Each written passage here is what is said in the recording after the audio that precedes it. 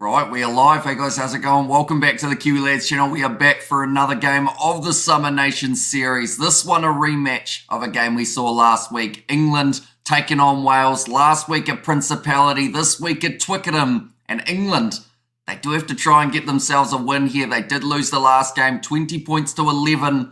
They'll want to find some sort of redemption here. They've made a couple changes in their side. The same can be said about Wales. At the end of the day, it's all about building that chemistry, working towards that World Cup, which is only less than a month away. Looking through at the starting lineup for England, Joe Marler, Jamie George and Will Stewart, the front row. A very strong one for the English. And this contest, Maro Itoje gets a start at number 4, and George Martin going to be playing number 5. Now, Itoje in the lineouts, I'm sure that will be one of the main targets for the English in this contest, trying to really cement their own line-out, but also try and get those couple of steals along the way up against this Welsh 4-pack. Courtney Laws at 6, Ben Earl number 7, and Billy Vunipola at the back, sitting with the number 8 on his back. Jack Van Porfliet at 9. Owen Farrell makes the return. He didn't play in the last game. Now gets a start at number 10 for this one. Ollie Lawrence in the midfield alongside Joe Marchant.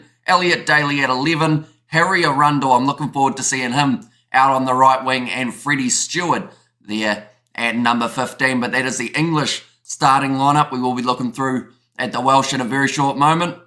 We have got the George emoji, and was it right at aliens, says Robert. Not sure what that means. Gordon's put 30 for Wales, 20 for England. So you're saying 2 Wales wins in a row up against the English. It'll be interesting to see what stat involves the last time that happened. I know that in the Six Nations wise, we've seen Wales cause a few upsets, but normally not in a row back to back up against the English. So perhaps that could be something to look into as this match progresses. Getting really excited for the World Cup. If Wales do flop, I can support Ireland, says Mr. Fantastic AJ. And it's amazing with the British.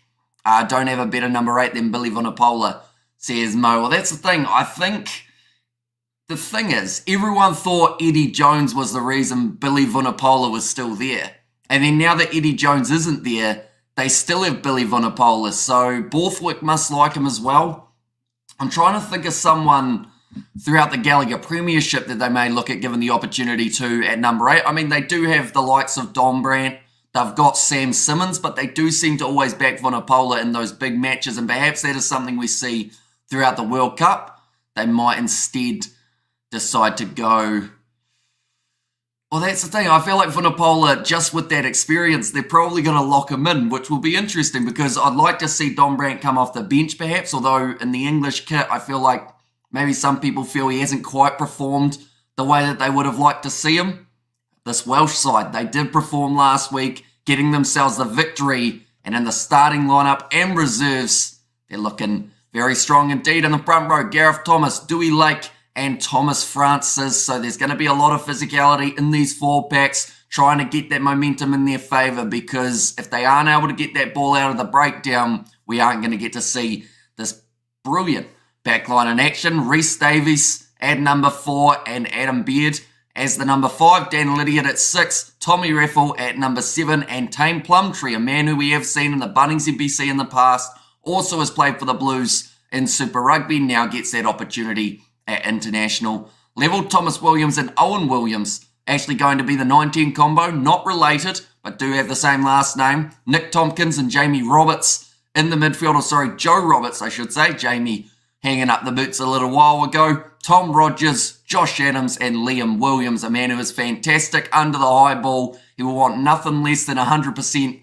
for this match up against the English. And that's the thing, with the home advantage in favour of the English, they are definitely going to have to play well away from home Wales. Anytime they're at the Principality, they seem to step it up to that next level. And I like to think that after a win, that may be the momentum that they need to be able to do just that in England. As well, looking quickly through at the benches, some fantastic players there, a lot of experience for England with Dan Cole at number 18. Ben Youngs, another hugely experienced player with George Ford and Max Malins, the 2 back replacements. Wales gone a little bit similar in terms of those backs, with Dan Biggar coming off the bench rather than starting. So there is a chance that we don't get to see him versus Owen Farrell. But I'd say that at some stage in the near future, it could actually happen as a quarterfinal, couldn't it? Now that I think about it, if England end up, let's say, for instance, they top their group, Wales finish second in Pool C, those two sides will go head-to-head for the quarterfinals. And of course, that World Cup, like I mentioned, only about a month away. There are still fixtures just around the corner, including these games next week. They are all in New Zealand time, which does mean for most of you fellas in the Northern Hemisphere, they aren't at a bad time at all. We have got the Bermuda Triangle here, says Robert. And as long as no suspect referee decision, says Gordon McIntyre. And we have also got there, Let's Rip Pit, says Mumbo Jumbo Kiwi. I bet $100 the ref punishes England and helps Wales, says Crumpus. And I'll catch you at halftime, Hamish. I'm going over to Flow Rugby to watch the game, says Mo. So hopefully it all runs smoothly for you. I know that Amazon also has this game if it does end up going wrong for the Flow Rugby side of things. But as you can see here, Wales, they have got a game next week. Same with England. The Welsh, though, they're going head-to-head with the Springboks. I believe that will be the first Southern versus Northern Hemisphere game in regards to Wales for almost this year, I believe. And then the same can be said for also France. They will be taking on the Flying Fijians at 7:05 a.m. England versus Ireland, 4:30 a.m. We are hoping to cover that one on the channel as well. So anyone who is new, be sure to leave a like and subscribe. But looking through at what happened last week, I've talked about the fact that Wales were able to get themselves the victory.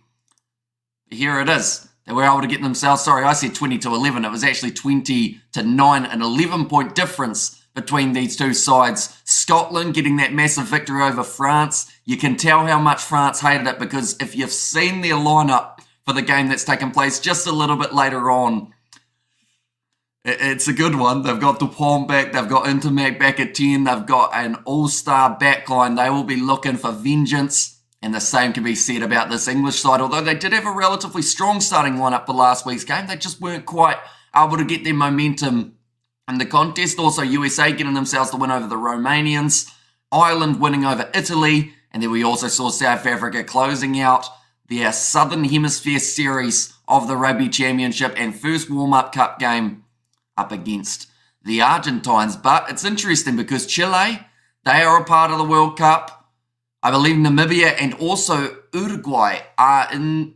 Uruguay might have missed out, actually, in the World Cup overall. I know that Namibia are in it, though. They are a part... Actually, no, Uruguay... I think those two sides are part of the same group, aren't they? Are they both part of Pool A with New Zealand, Italy, and France? Or have I got my teams muddled up there? I would have thought that they wouldn't be playing each other so close to the World Cup if they're in the same group.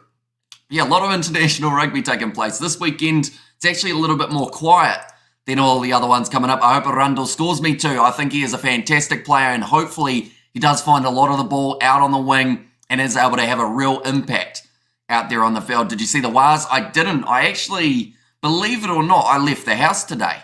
And I went out and watched a bit of rugby at the local rugby grounds. We had 3 different games, town versus country, South Canterbury A side, and then also the Heartland Championship was taking place there when South Canterbury were taking on Horowhenua Kapiti. So it was a good game to watch. All 3 of them. The boys went down as well with Laws and Farrell. They should get this one. Says Albert. We have also got there Georgia smoking Romania 44 points to 6. Yeah, I saw that game was a little bit more one-sided than a lot of people would have liked to see. And Uruguay are in New Zealand pool, says Chris Seo. And Namibia are also, aren't they? And poor Namibia lost to Uruguay. Imagine if Uruguay beat New Zealand, says Mo. I mean, it'd be pretty awesome. We've actually seen it happen, I believe, in sevens. Or maybe, I know that Spain have beat New Zealand in the sevens, and quite a few of those other low sides have won games up against the Kiwis before. That's the beauty of sevens. You just never know what's going to happen until the game is over. But the two sides now making their way out onto the field at Twickenham. Looks like a relatively packed house for this one. Maybe a few empty seats up on the top layer. But overall, it's going to be a very entertaining game of rugby to be able to witness. Eddie the Eagle, Eddie the Ace of Spades, says Mumbo Jumbo Kiwi. Who would you want to start on the wings for New Zealand versus the Springboks? Are we talking for the Springboks or are we talking for the All Blacks, Luke? Because I think for New Zealand, they'll probably give Whainā Nuku another crack, seeing as he did only have that one game throughout the Rugby Championship due to injury. On the other wing, I think that they're likely to either give Talia the chance or they might go with Will Jordan, depending on whether or not they want to give the opportunity to Bowden Barrett at fullback. So it's an interesting one. With respect to Uruguay, but they won't beat a Tier 1 nation anytime soon, says Albert. And to be fair, they theoretically shouldn't be expected to. At the end of the day, they're actually very new to their rugby union side of things in terms of progressing. It's actually quite awesome to see what they've done just in the recent maybe 4 or 5 years. But yeah, I think it's going to be a little while before they get to that stage of extremely competitive. And of course, with that, they need to receive the funding. Their sevens circuit or their sevens side has shown that if they have got the resources necessary, they can make an impact. Do you think it's the Warriors' year? Yes or no, says Tahana. I haven't seen enough of their games, to be honest. Like, I wanted to do a lot of them on the channel, and then they started winning, and I thought that maybe if I started doing their games, they would start losing, so I wanted to try not to jinx it by not watching a huge amount of their fixtures. But the Welsh national anthem has now just come to a close. We will look through at their starting side once again. They are away from home for this game. Gareth Thomas in the front row alongside Dewey Lake and Thomas Francis. Then Davies and Beard, the lock-in duo, Lydiate, Reffel and Tame Plumtree slotting in as the number 8. Thomas Williams and also Owen Williams, the 9-10. Tompkins and Roberts in the midfield. Jay Roberts is Joe, not Jamie. And Tom Rogers out on the wing. Josh Adams out on the other. And Liam Williams at number 15 for the English. They are at home. They're looking for that redemption story. Joe Marler, Jamie George, and Will Stewart as the front row. Definitely a lot of experience there, a lot of power coming from the pack, and they'll be looking forward to the first scrum of this match. Maro Toje and George Martin as the two locks. Courtney Laws, Ben Earl, and Billy Vunipola, the big man at number 8. Jack Van Porfliet at 9. Owen Farrell returns into the English side as the number 10, Ollie Norris and Joe Marchant in the midfield, Elliot Daly, Harry Arundel and Freddie Stewart. The thing is, these two 15s, Liam Williams, Freddie Stewart, both known for being strong under the high ball. So I wonder whether or not we will see so many up and unders early on in this match, or whether both sides are a little bit more, I guess, taking the risks at times, but would rather be able to find those gaps, maybe looking for those 50-22s rather than up and unders early on. And the match high from Colombia, says Neil, welcome in, mate. Hope you are doing very well. Sad that Reese missed out on the All Blacks, says Luke, although that is due to injury. Nothing else other than the injury side of things. This has to be the most pumped up World Cup, says Mumbo Jumbo Kiwi. And I think the reason for that is because there are so many sides with a great opportunity of actually winning the thing. And it's something we haven't been able to say for a little while, is it's more than like a 3-horse race this year. It's about an 8-horse race. Maybe 8 sooner, 6-horse race, somewhere around there, but it's going to be a very entertaining one, that is for sure. Easy dollar for me, Mo. Says Crumpus and good. 4:29 a.m. to you, Hamish, says Junaid. Welcome in, mate. Hope you are doing very well. David the Mod has also said top of the morning, Hamish. A lot of people up early in New Zealand by the sounds of it for this matchup, and to be fair, I don't think I would have been able to sleep through this game if I had known that it was going to be on without getting up and having a look. You are by far the best watch-along channel for rugby, says Albert. Thank you very much, mate. Usually appreciate it. Although I might still be half asleep for some of this live stream just because of the hour of the morning, but we went to bed at an extremely early hour, which I'm not used to doing. Normally I'm used to going to sleep at about 7 a.m., but last night I went to bed at about 7 p.m. Ben Earl, they are just showing his 16th English cap, but it is his first start, so a big opportunity here for him to try and cement himself and maybe that World Cup starting lineup. And Hammy, watch out for Georgia, says Mumbo Jumbo Kiwi. Yeah, I think anyone who underestimates Georgia, they need to be careful, because at the end of the day, Georgia have shown time and time again how much they have improved throughout the last little while. And if they are able to continue doing so, they could find themselves in the top 2 for Pool C. And Hamish, you know this Rugby World Cup is going to be a 3.5 horse race, says Mo. Who's the 0.5 out of curiosity, Mo, rather than the 4? Who are you saying has the half chance? It will be the Georgian referee for this game. His country playing extremely well up against the Romanians just before. We have got high Hamish. What is the score? Currently 0-0 at this stage. But Wales about to kick this one off. What's up, buddy? More rugby coming from the Kiwi lad, says Coding. It is indeed, but kicked off long by Williams. And we are now underway. It's nicely taken by Billy Vunipola inside of the English 22. But I think that both sides will be looking to get those early nerves out of the way. Start quick. 0.5 is the box. Wow. So you're saying there's 3 sides you believe have a better chance of winning than the defending champions in that case. That Liam Williams take was not quite what he would have liked. A knock on there, but it was actually oh no, Harry Arundel's injured here. I was going to say it's an original knock on from England, but I'm not sure what Arundel has done. He went up for the ball. Oh, I think he got the knee to the ribs. I think that is why he has stayed down, Harry Arundel. He is a player that a lot of people want to see do well throughout the next little while. Fingers crossed for the game without cards or controversy, says Mr. Fantastic AJ. And finally, a good game at a good time for me, says Robert.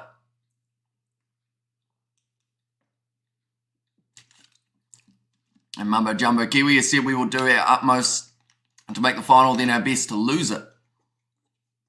Looks like Max Malin's already thinking he might have to make his way onto the field. I'd like to think it's just a knock to the ribs. Maybe got a little bit wounded, or winded, I should say. Arundel, and it looks like he's going to be back up to his feet. The crowd give him the applause.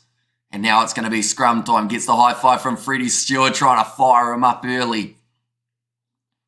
This is a big opportunity for England to try and show a lot of what they didn't do in the last game. Rugby players used to be tough. Says Crumpus, he got back up though. And to be fair, if you get winded, you can't really do too much about it.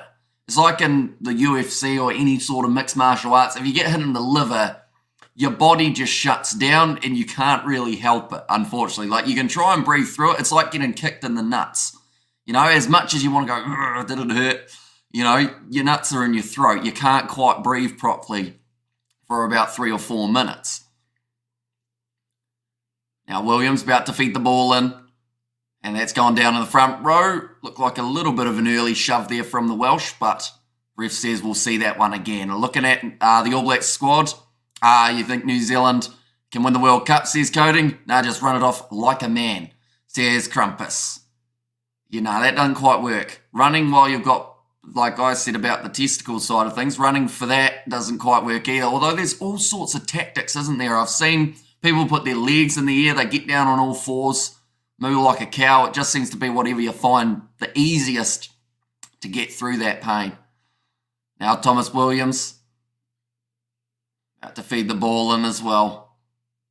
2 minutes in, we can already hear the singing of the English supporters trying to get behind their side, and that will be this time an early push from Wales again. The free kick to England, they might consider going for another scrum here. Looks like Joe Marler and also Thomas Francis just having a little bit of a conversation between them. Just be a man about it, get on with it, and stop whining, says Crumpus. Although I think the only one who was whining about Arundel's injury was yourself, Crumpus, which is interesting, seeing as you weren't the one who got injured. But now Ben Earl, nice work there for England to be able to retain the ball going off to the left-hand side.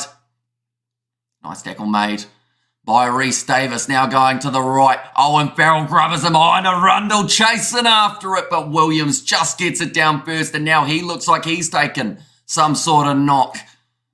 That was almost Arundel's chance to be able to get himself a try within 3 minutes of this contest. The hands were not safe from Josh Adams, which then meant the ball bounced up for Ben Earl. Farrell went for that grubber in behind as there was open space. And then Arundel just not quite able to get back there and get to the ball before Liam Williams. Amy's been hit by a cricket ball. Ouch, says Mumbo Jumbo Kiwi. Yeah, you get a few bruises in cricket, unfortunately. You just hope that you don't get hit in the head. That's the main thing. You only have that about once and then you realise you've got to start ducking.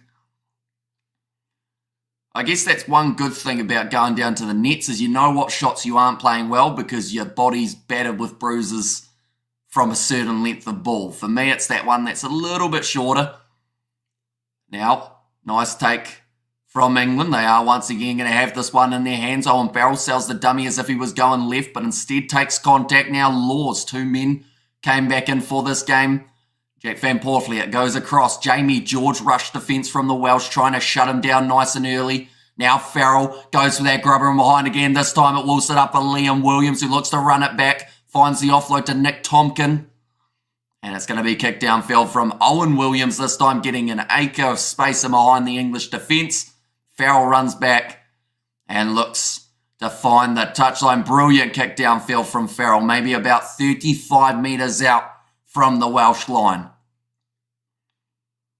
I think that is a role that they will look to have Owen Farrell do quite a bit throughout that World Cup, is that territory battle, try and put the opposition under pressure. But he has actually been playing extremely well for Saracens when it comes to his running game. A little bit similar to Johnny Sexton, how it seems to be as they've gotten that little bit older.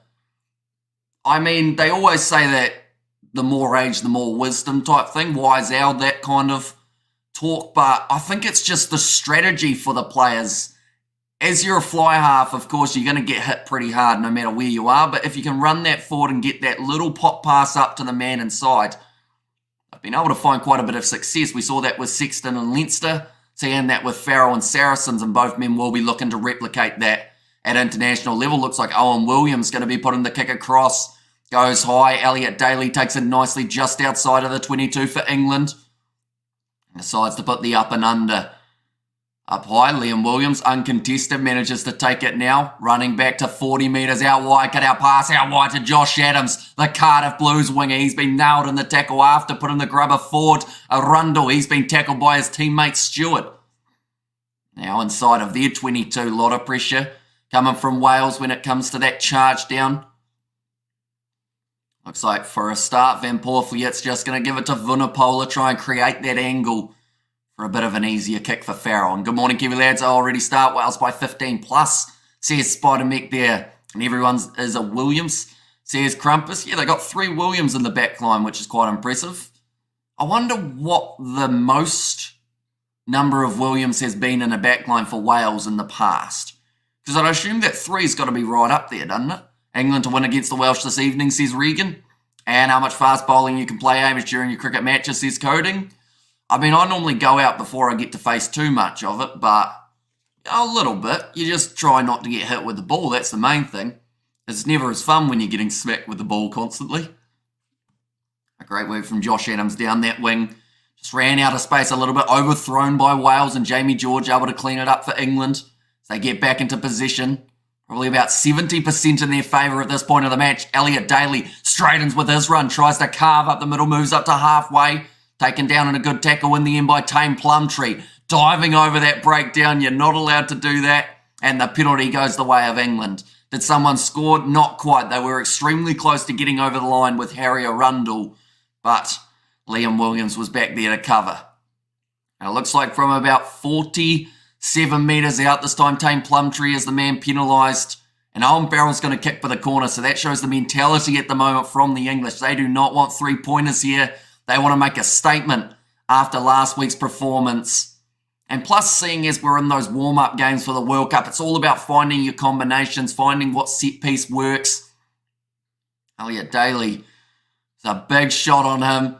And then Tame Plumtree, he dove on the emerging ball out the back of the breakdown. Unfortunately, that is against the rules. You have to make sure you're on your feet if the ball does roll out the back of the opposition's breakdown, which he was not quite able to. Maro Itoje now looking for that rolling ball. I believe Plumtree's right in there, and he is putting pressure on the breakdown again. Remember a game of the Bunnings NPC only about last year or the year prior. He was able to get himself a hat-trick, and I think that was actually the opening round. Penalty advantage now in favour of England for offside. Now Van Porfliet, flat ball there, going to Watkins. In fact, it's Ollie Lawrence in this case. Nice driving tackle on George Martin. They'll go back, and the penalty now does go the way of England again. Hamish, will we see some NPC coverage from you? Says CK. It is the plan too. Yesterday was the one time that we probably won't end up doing any Bunnings NPC, even though it was a day that theoretically we didn't have any live streams, but I actually went down to the local rugby grounds and watched a few games of rugby there, so that is why I wasn't able to do the NPC.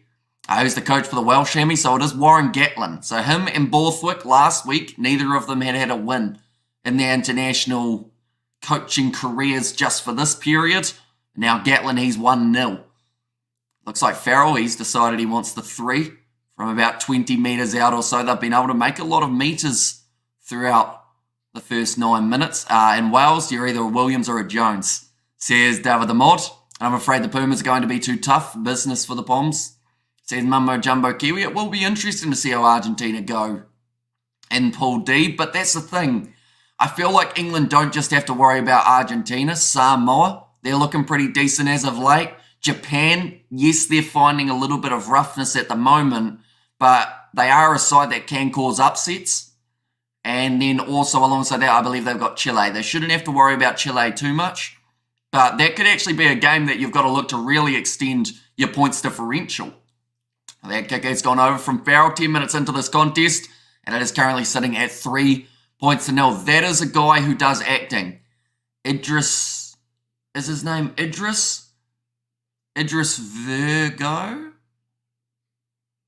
Maybe? He's in a movie about a plane crash, and he had to, eat something. That's all I remember about that guy. He's quite well known. My mum would know exactly who it is, I can tell you that right now. Billy Vunipola, big run forward, off the kickoff, making about 15 metres with his run. Jack Van Porfleet now looking to put this one high. And Gatlin as Wales coach. CK certainly is looking for 2 from 2 up against the English. Almost knocked on by Liam Williams, but able to regather it. Idris Elba says, okay, who's Idris Virgo? He might be a footballer, is he? Or ex-footballer? Now back to the left. Tompkins. Quick hands from Adams. Gets it off to Lydiot. Now inside ball to Tompkins again. He only just got tackled and now he's back to his feet ready in support. That's a great bit of counter-rucking from Ben Earl, but the ball doesn't pop out in England's favour. In fact, there was a knock-on in the process. So now England have got themselves the scrum. Looks disappointed there, Nick Tompkins. Wasn't sure if it was him or someone else. We ended up knocking that one on, but great work from Tom Earl. Like I mentioned, his first start here after 16 English appearances, looking to make a real impact. We're in for a great World Cup. The ABs are my pick, says David the Mod. And it's actually, I was looking at the schedule. It's crazy to think it's less than a month now till the Rugby World Cup takes place. Mainly because we were doing the countdown when it was about 980 days. And we were like, oh, we'll be here before we know it. And I can't believe that was almost 3 years ago. And yeah, it's only a month away. It's going to be a great first round. New Zealand taking on France as the opening fixture. Borthwick, he's looking determined to try and get himself a victory before heading into that World Cup next week playing the Irish. Not sure whether or not they do have another warm-up game after that. The English, they may not. You should ring up your mother and ask her who that guy is, although someone said it's Idris Elba, but she is actually asleep, seeing as it's 4:43 or 4:43, a.m. in the morning. And yes, we still bring home the bacon, ABs. Says Spider-Mick, if England win the World Cup, the world will cry. Says Crumpus, and Wales will still starting slow, says Mr. Fantastic AJ. And it is a little bit of, I guess, a trouble for Wales if they are going to be starting their games slow, mainly because in their group they've got Australia, who are known for starting their games normally extremely quickly. We saw that in the first game of the Rugby Championship up against the South Africans, although they were only good for that first 10 minutes or so, and then after that they did drop off. They normally score the first try of a fixture when they're playing it, so it could be interesting to see how Australia versus Wales does end up going. The scrum is solid from England. Van Porfleet 45 metres out from his own line, goes across to Farrell on the left. Now Daly, long way off his wing, but he is playing as a second receiver, looking for the 50-22. He's got a bit too much on it though, and the ball is going to pull up inside of the Welsh in-goal area, and it will be the goal line dropout. We have got there, did the IRB change the World Cup draw for the next World Cup? I mean, you cannot do the draw 2 years before a World Cup, says CK. They have. They admitted that they did it wrong, but they didn't want to change it. So next World Cup, they're going to do it a lot closer to the time, and then the rankings will mean a lot more in terms of who's going to be in each group, because, yeah, it will be interesting. And the fact that all four, or the top 4 sides in the world, are on the same side of the draw just adds, I guess, a little bit more excitement along the way. But, yeah, I'm sure people would have liked to see it even out a little bit more. Sabit, as said, greetings, mate. Welcome in, mate. Hope you are doing extremely well. Come on, Wales, says Gareth. Round the side. Nice sniping run from Jack Van Porfliet. Almost able to find the gap. Now back into the pocket. Owen Farrell waits and Owen Farrell runs. Offload on the inside to Billy Vunipola. And it's going to be stolen there by Wales. I believe there was a knock on as well from England, but Tompkins has to play a half. Now back across to Williams. Cut out pass to Josh Adams, driven into touch by Arundel. And they might go back for the advantage. Yes, they will. And Scotland to win the cup. Says Bevan, and women go crazy over Idris. I'm so jealous. Says David the Mod. How much sleep you will take during Rugby World Cup? I mean, during the week, we'll probably have to play catch-up for the amount of sleep that we lack over the weekends. But it's one of those ones that we've, I guess, gotten used to staying up till random hours of the night just because of the weird schedule we've done for the past 3 years of doing YouTube, whether or not that's staying up till 7 a.m. to watch a game or whether that's doing a 1 a.m. game, middle of the night. Any stage, we are normally up and about, ready for these contests. England plays another warm-up match in 2 weeks' time against Fiji on the 26th. Says Akulia, okay, so they've got quite a few games just beforehand. So Ireland next week, Fiji the week after, and then that must almost take them to 1 week out from the World Cup or somewhere around there. Now, how's it, David says, Gareth? I read a clip about Edie reckon Koalabis will win the World Cup. Wait, is that Eddie Jones, maybe? And I hope his dreams come true, says Spider-Mick. And how's it, David, says Gareth. And good man, says David the Mod. Now, nice big scrum from England again. Countering kick forward from Ben Earl. Fighting for the ball. It's going to be slapped back. And Wales just managing to ground it again. Are Kiwis nocturnal? They are. The birds, believe it or not. They also can't fly. So I feel like, in a way, I am kind of similar. Haven't tried to fly, though. I feel like that would go wrong. It was good pressure from England. And then Ben Earl had that opportunity to grab that ball. Wasn't quite able to put the ball down Joe Roberts, but he did enough to slap it back. And then Nick Tompkins forces it. So they're just trying to work out whether or not it is a 5-metre scrum or whether it's a goal line dropout. It will be the goal line dropout. And Williams now kicks it long again. England claiming that on the halfway line. Big run forward from Freddie Stewart. Great low tackle made on him by Dewey Lake. And the ball's popped free now. I think that was Tame Plumtree's gone for the kick in behind. And it is a fantastic one. I think it's a 50-22, is it? Or just outside. 50-22 by the sounds of it. Tame Plumtree extremely happy with that. But Freddie Stewart, he tried to run the ball back. Massive shot on him by Dewey Lake. And it was actually Tame Plumtree who also helped knock the ball free. And then the 50-22 from a very dangerous loose forward. We have got there, are they playing in Wales 22? CK, no, at the moment now they've moved into England's 22, but they were just outside it, maybe about 40 metres out or so. Nice rolling maul. Advantage for side entry from Will Stewart. The ball's gone down. This one's not coming out, and the penalty does go the way of Wales. That's a nice kick, says CK. And we have got there, what do Kiwis do? Can we eat kiwis? Do kiwi fruit come from New Zealand? They don't. The kiwi fruit originally came from China, I believe. It was called a Chinese gooseberry. And then, it's not actually called a kiwi fruit because it's from New Zealand. I'm not actually sure of the reason that it's called a kiwi, but yeah, it was originally called a Chinese gooseberry. Fun fact. Now, Dewey Lake, 5 metres out from the line. This could be where England might be under quite a bit of pressure. They can't pre-engage like we saw down the other end. Now nicely taken by Davis. Wales 5 metres out from the line, starting to roll forward. They've committed 2 more minutes, gone down, and the referee says it's fine. Can this ball come out? It looks like it's stuck in there, and now England will have themselves a scrum. Kiwi fruits are amazing, says Mr. Fantastic AJ. 18 minutes in. Seen quite a few scrums throughout the early stages of this match, but that one going down 5 metres out from the line for Wales. On the verge of getting themselves their first points of the day. Oh, we got the referee cam. Yeah, that ball would have been very tricky to get out of there for the Welsh. Once that ball did go down, there were probably about 10 bodies all in the way.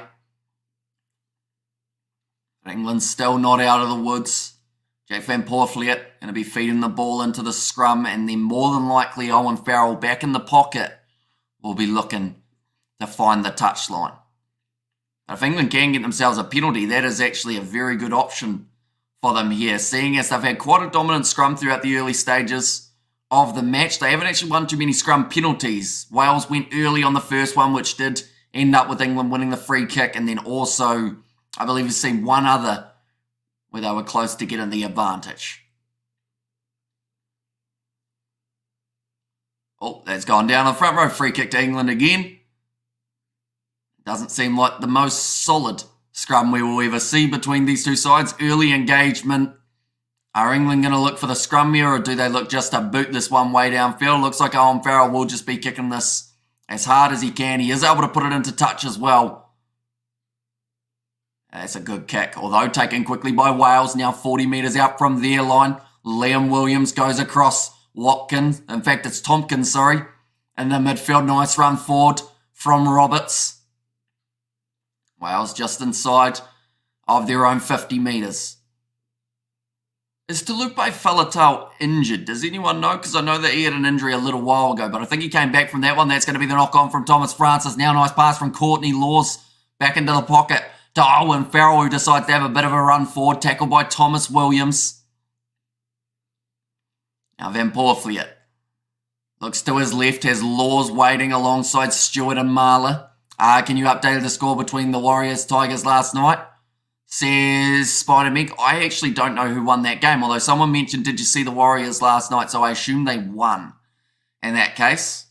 Will Fiji be able to beat this Welsh team, says Skills? It's a good question. Currently off form, Fiji are looking very good, winning their last 3 games in the Pacific Nations Cup.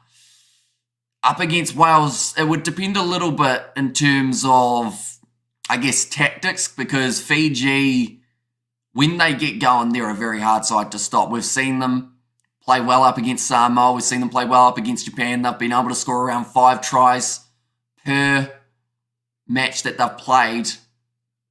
Wales would probably try and break them down more methodically, but I think Fiji would have a really good shot of beating the Welsh at the Rugby World Cup, and I feel like the same can actually be said about Wales being able to beat Fiji. It just depends on how both sides show up for that game, because they've both got extreme potential, just whether or not works out for them. Coach Plumtree must be very proud, says Albert.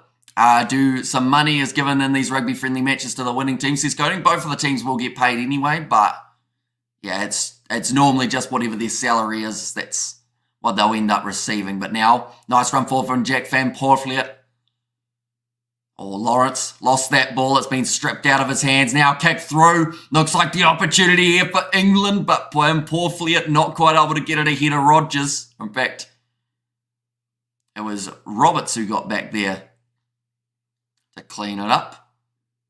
Been a lot of loose balls throughout the early stages of this game, I do have to say. Unfortunately, quite a few drops, but means that we get to see the scrum of England just that little bit more. We haven't seen one really get shoved backwards as of yet, other than that one where the ball bounced out for Tom Earl. And Threesome Warriors struggled against the Tigers, but managed to win, says David the Mod. And is the score still 3-0, says CK? It is. Currently 22 minutes in, 3-0. Still in favour of the home side, England. Now, interestingly enough, the first half of their last game up against the Welsh, no side was able to score themselves a try. I believe it was 9-6 to England going into the second half. And then that is where we actually saw Wales get themselves a couple unanswered tries to then give them that 20 points to 9 win. At the moment, it's been quite scrappy, the ball. Just not quite sticking to the hands, but there have been some big shots coming into the rib cages, which I think is bumping that ball free just a little bit more. Tompkins, his 5th game up against the English, having a conversation there with Liam Williams, trying to work out what their plan will be here defensively.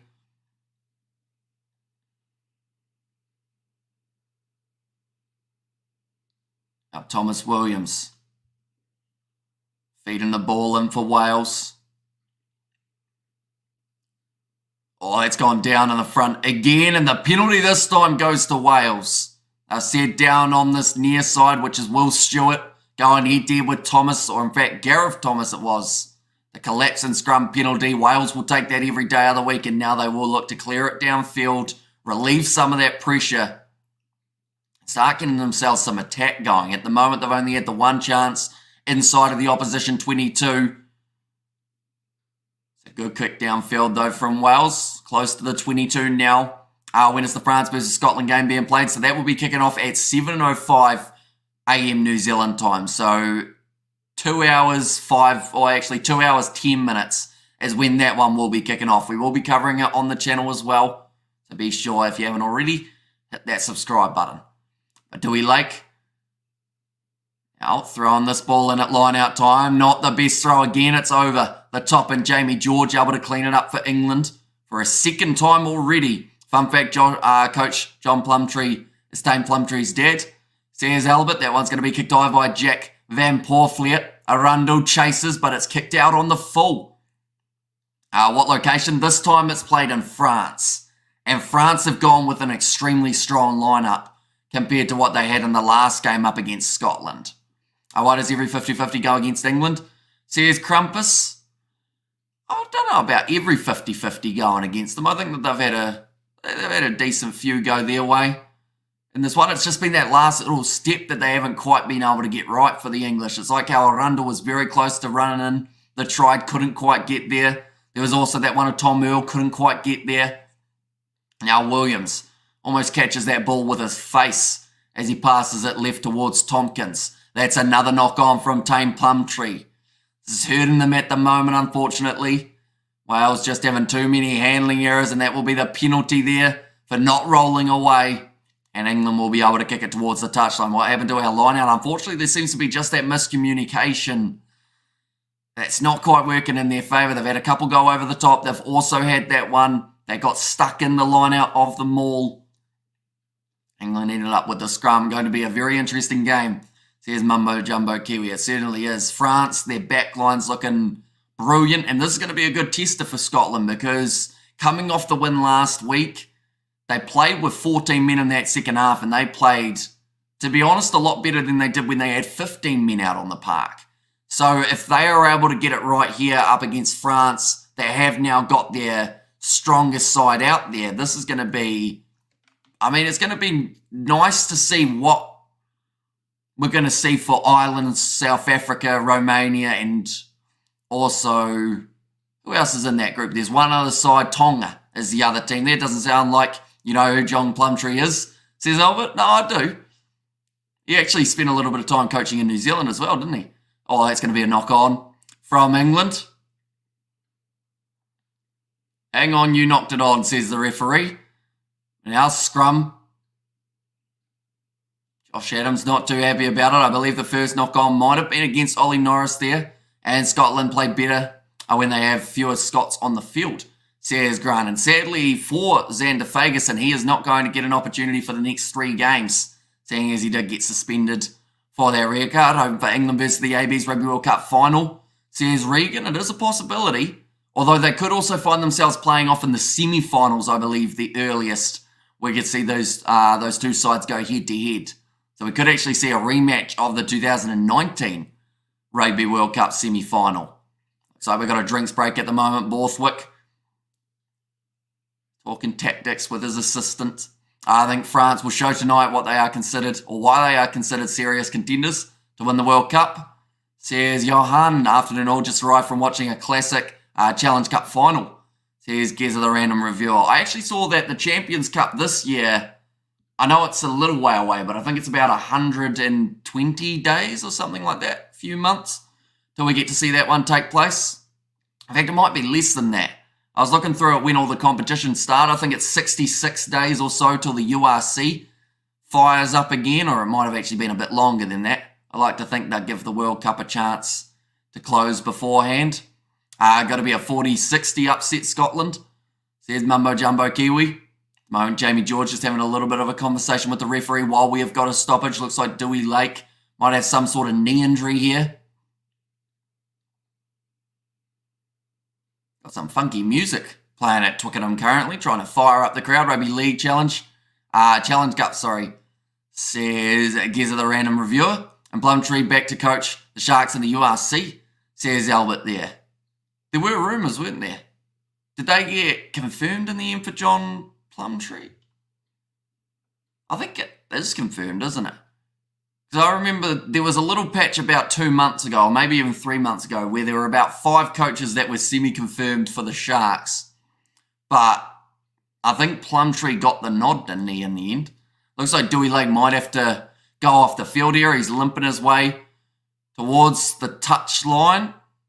And yep, he is going to be making his way off the field, unfortunately. This means now that Parry will get the chance. Now, that is a lot earlier than they would have liked to make that sub. But hopefully Dewey Lake, nothing too serious, and he is able to make his way to that Rugby World Cup. Gatlin looking disappointed. 3-0 still for the English. We've had quite a stalemate throughout this first half. A very boring game so far, says Crumpus. I don't know about boring, it's just been even, I think is the best way of describing it. It's one of those games that could easily go either way in the second half, which I believe was actually the exact same as what people were saying for that first game. Confirmed, says Albert. Now Thomas Williams going to be feeding the ball in. I think it's been the handling, though, that has let down both teams at this point.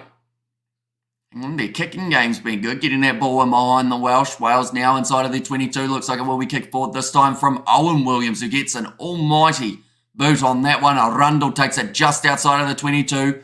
Looks to kick back. Nicely taken by Williams inside of his 22 once more. Does look for a bit of space. Finds Freddie Stewart's hands, though. He's normally pretty decent with the up and under, and he does decide to put it high.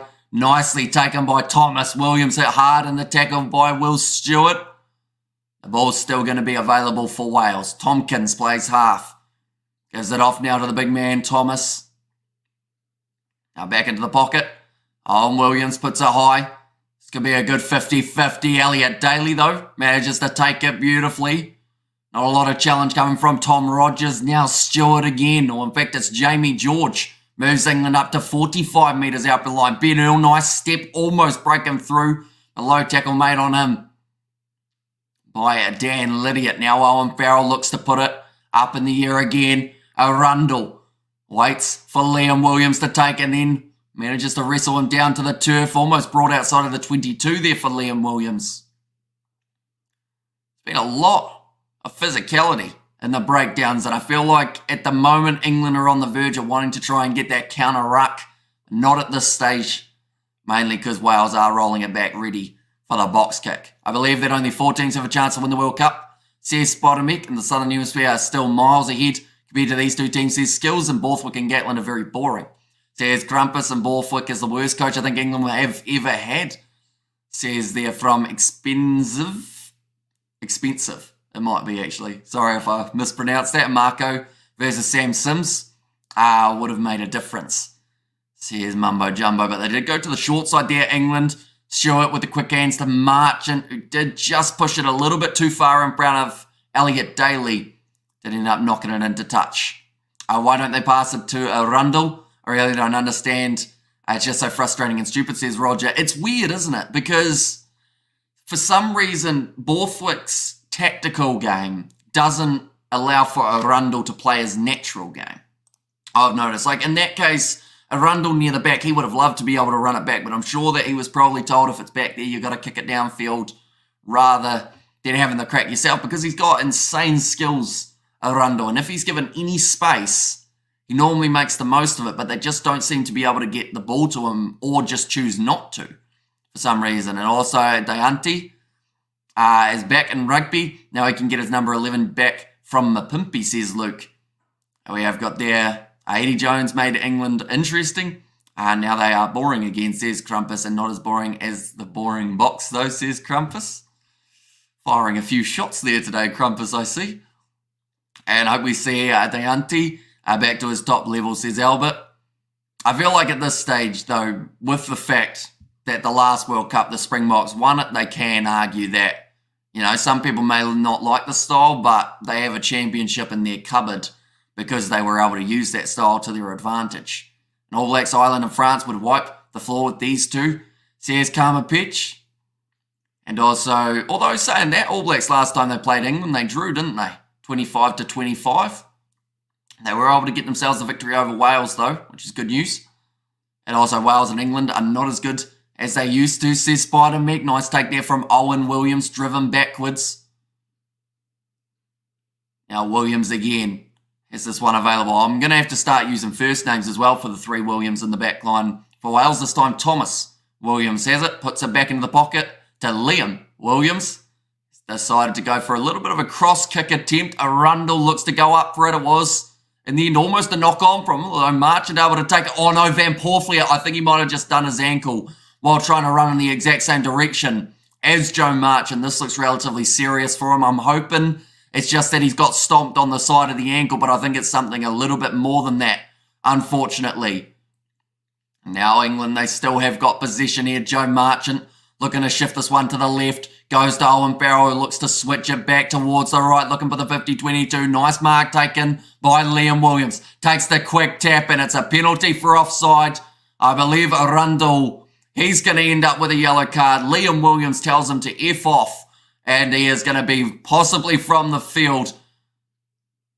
Or is he? No, he's all right. No, he has gone to the bin for 10 minutes. Harry Arundel, he's going to have to wait now 10 minutes for making his way back out there. All Blacks, Ireland, France. Oh no, I read that 1-9. New Zealand has come strong at just the right time before the World Cup, says Hershey. Yeah, Arundel making that tackle, not being back the 10 metres. Liam Williams was not happy about it one bit. Had to be back the 10. And now does make his way off the field. People saying Boxer boring and just jealous, says Albert, and All Blacks going to lose against France, says Albert. And neither of these teams look like they'll seriously challenge for the World Cup, says Geza. And yet at the moment, I think, in a way, with the fact that they've both switched coaches so recently, it means that, Van Porflier's ankle did a little bit of a, I don't even know what it did, but it didn't look like it did what it was supposed to. It looked like it kind of came off his foot, then went back. This does not look good, unfortunately, for Jack Van Porflier.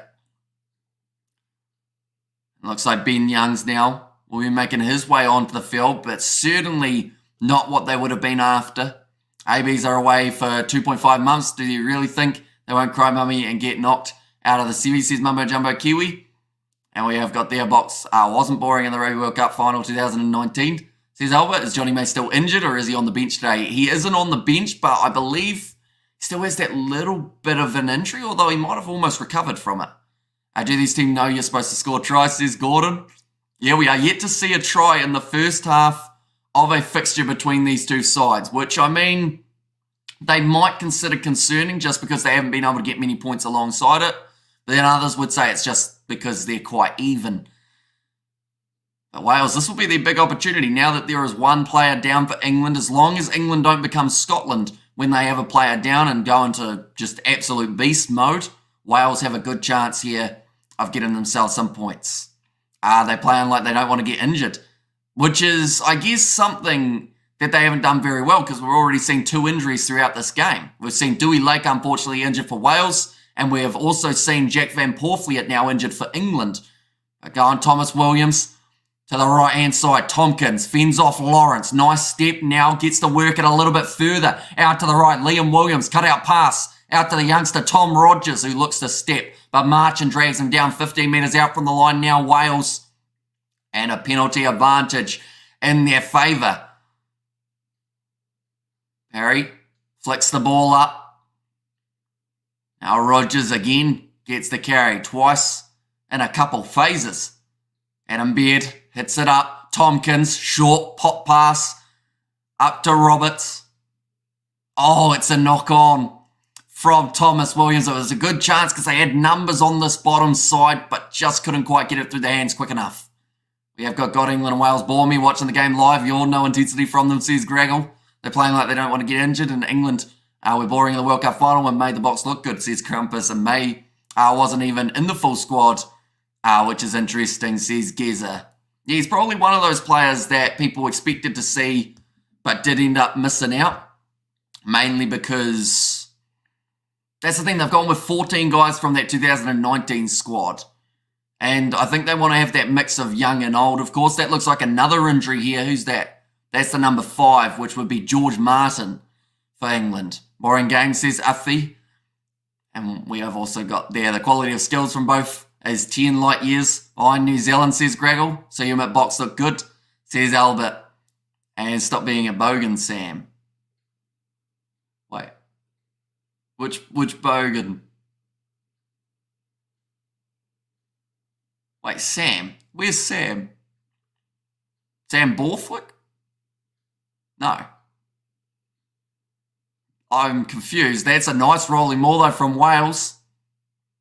And it's going to be again the scrum feed for England. Twice now. They've been 5 metres out from the line and twice the English have been able to defend it.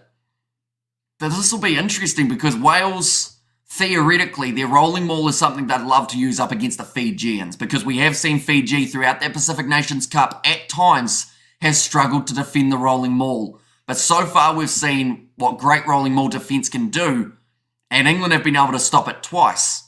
We have got, I picked Jasper Visser, Jean Klein, Vincent Koch and Oxen Shea for the 4-pack for South Africa. Says Spider Mick. And we have got a £5 super sticker. Thank you very much, Mumbo Jumbo Kiwi. Hugely appreciated, mate. A rubbish from Wales, squandering every opportunity, says Hershey. Yeah, at the moment, any good chance that they've had, they unfortunately just haven't been able to finish it. And I believe that that is something that they will look to have changed before the World Cup. They need to be more clinical. Looks like Johnny Hill might be making his way off the bench for the English. That is due to the injury we just saw of George Martin. Fiji looks stronger than previous years, I reckon, says Graggle. And I think that's down to the Fijian drawer as well. They have really helped that side progress in quick succession. Like, we're seeing 2 years of Fijian drawer rugby, and now you look through at that lineup and you see the likes of a Mira, Deria Langi, Ikanaveri. You look through at that back line, Ravatamunda. In the midfield, normally get to see a little bit of Rivovo, Caleb Muntz, Tite Teller, the 2 fly halves. So, yeah, I think that Fiji are going to continue to get better as they play throughout Super Rugby more. It's just that question of how, I guess, where is their plateau going to be before they start going up again? Because currently they're just on a nice upward spiral towards that World Cup. If Fiji have a strong team, Wales will need to do better than this, says Hershey. And Tonga both could cause a few issues, says Greg. Yeah, Tonga getting themselves the victory earlier on in the week up against the Canadians. Some good work from, I believe, who managed to get themselves the doubles in that game? I think, I've forgotten his name now, unfortunately, but he did play in the Bunnings NPC.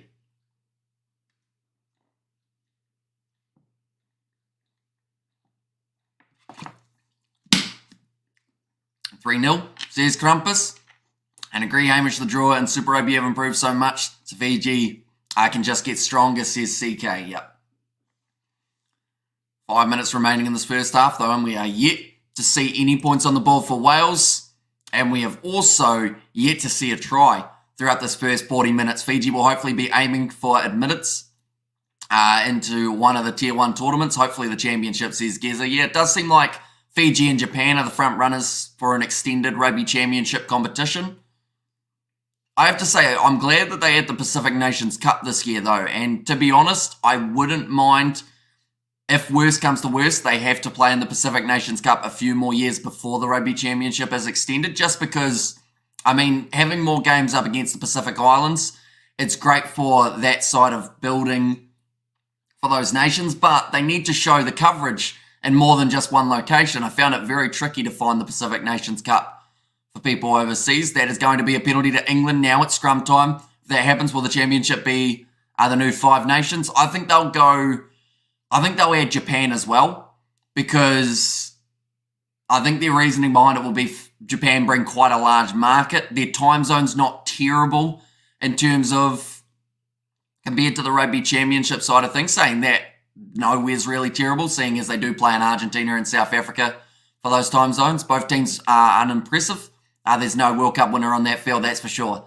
Says Brian, and Fijian when South Africa joined the Six Nations.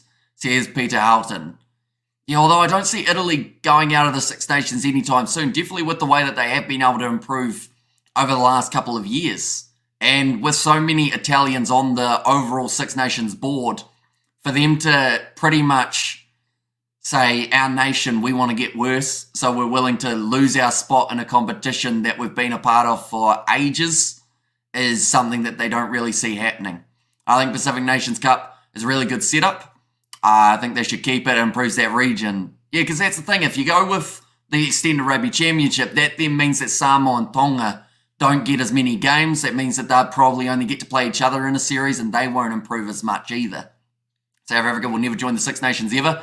CSCK, we've got World Cup as a very long tournament. Teams can improve or implode, says Albert there. But now the ball available for Wales, and they have got themselves the penalty advantage. 3.5 minutes remaining, trying to snipe around the side there. Was Williams over the ball? And wait, what happened to the penalty advantage? They had it for half a second. They did one phase, and then the referee said, you know what, England's penalty. So I assume that Wales, maybe it was a knock-on advantage. I think the referee might just be getting questioned a little bit there in terms of how quickly that went. Samoa and Tonga shouldn't be left out. Says Chris Seo, I believe only AB's France, South Africa and Wales have a chance to win the World Cup. The rest, I just show up to be there. South Africa in the URC and the Euro Cup. Says Peter Houghton, exactly right. So I don't think they'll look to put them in the Six Nations alongside that. I believe that they will just look to have South Africa as a part of those two competitions at the league level rather than international as well. Because I can guarantee you now, I don't think many of the sides up in the Northern Hemisphere want to have to travel to South Africa to play their Six Nations fixtures, which sounds bad, but, you know, overall, if you are in France and you have the choice of either going to Italy to play or you have to travel halfway around the world to South Africa, they're going to pick Italy every day of the week. He said offside, says Mr. Fantastic. So yeah, really surprising that that offside advantage lasted about 3 seconds.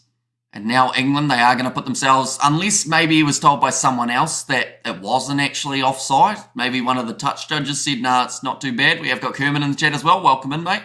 If you are doing extremely well, Italy have a good underage system, so the future looks bright for them.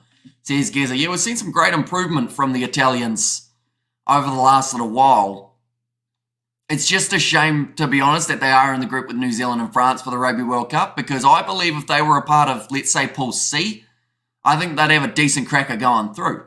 Nice run from Owen Farrell. He has ended up knocking that one on. Referee says backwards. Now Wales over the ball. Going back for the original advantage. Collapsing white penalty. Now 1 minute remaining. They could look to take the 3 if they do want to get 6 points ahead, but I believe they will look to the corner again here, England. Look to extend by just that little bit more. We've got there. I think the terrible pool draw has a lot to do with it. Most of the top teams will be knocking the others out for the final. It's a damn shame. There's Brian, England kicking for the corner. Farrell looking to be aggressive. And England, at the moment, they've had, I believe, that's at least 2 penalties against Wales when it comes to pre-engagement. Visits to the opposition 22. We have only seen England inside of the Welsh 22 3 times, only spending a minute of the game. Now, nice ball being thrown in. Great push. No, it's another advantage against the Welsh. Just a little bit too early. Now Van Porfliet. Oh, sorry, it's actually Ben Youngs, I should mention. Ben Van Porfliet, unfortunately. Jack Van Porfliet going off the field with an injury. Now Youngs goes across to Courtney Laws. Good tackle made on him. Wales trying to get this turnover just on the half-time mark. Now Youngs off to the side again. Quickly recycled. Inside ball from Farrell. Another advantage. I believe it was a knock on there from Marchant as he hit the ground, but it's play on Will Stewart. Now 5 out. Looking to use it to the right. They haven't got a Rundle out on this wing. Instead, it will be Freddie Stewart. Of course, Rundle going to be off the field for the next 3 or 4 minutes. Dreadful first half from Wales, says Hershey. And AH says, not everyday cultists. Welcome in. And no jet lag between South Africa and Europe. Same time zone. Says Albert, yeah, it's not so much the jet lag that they'll be worried about. It's the fact that you got to fly for so long to get to South Africa. Like, they wouldn't be worried about time zones. It would be the travel.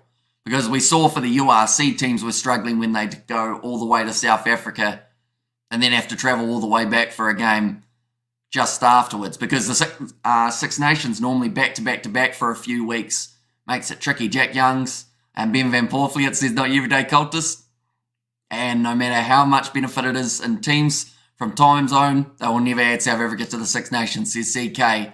Looks like Farrell will be taking on the 3 here.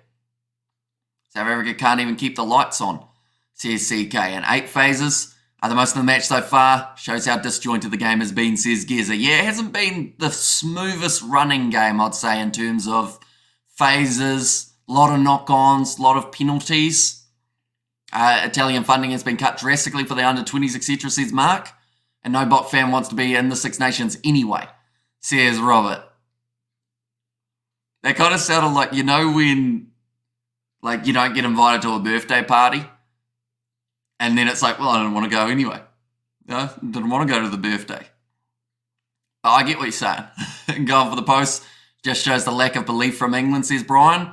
Well, the thing is, if they had gone for the corner a little bit more, like maybe once more, went for the scrum here, they could have ended up with Wales having a yellow card because of the repeated infringements. But they will be 6-0 at half-time, ladies and gentlemen. No tries scored throughout the first half of either of these games between the two teams now.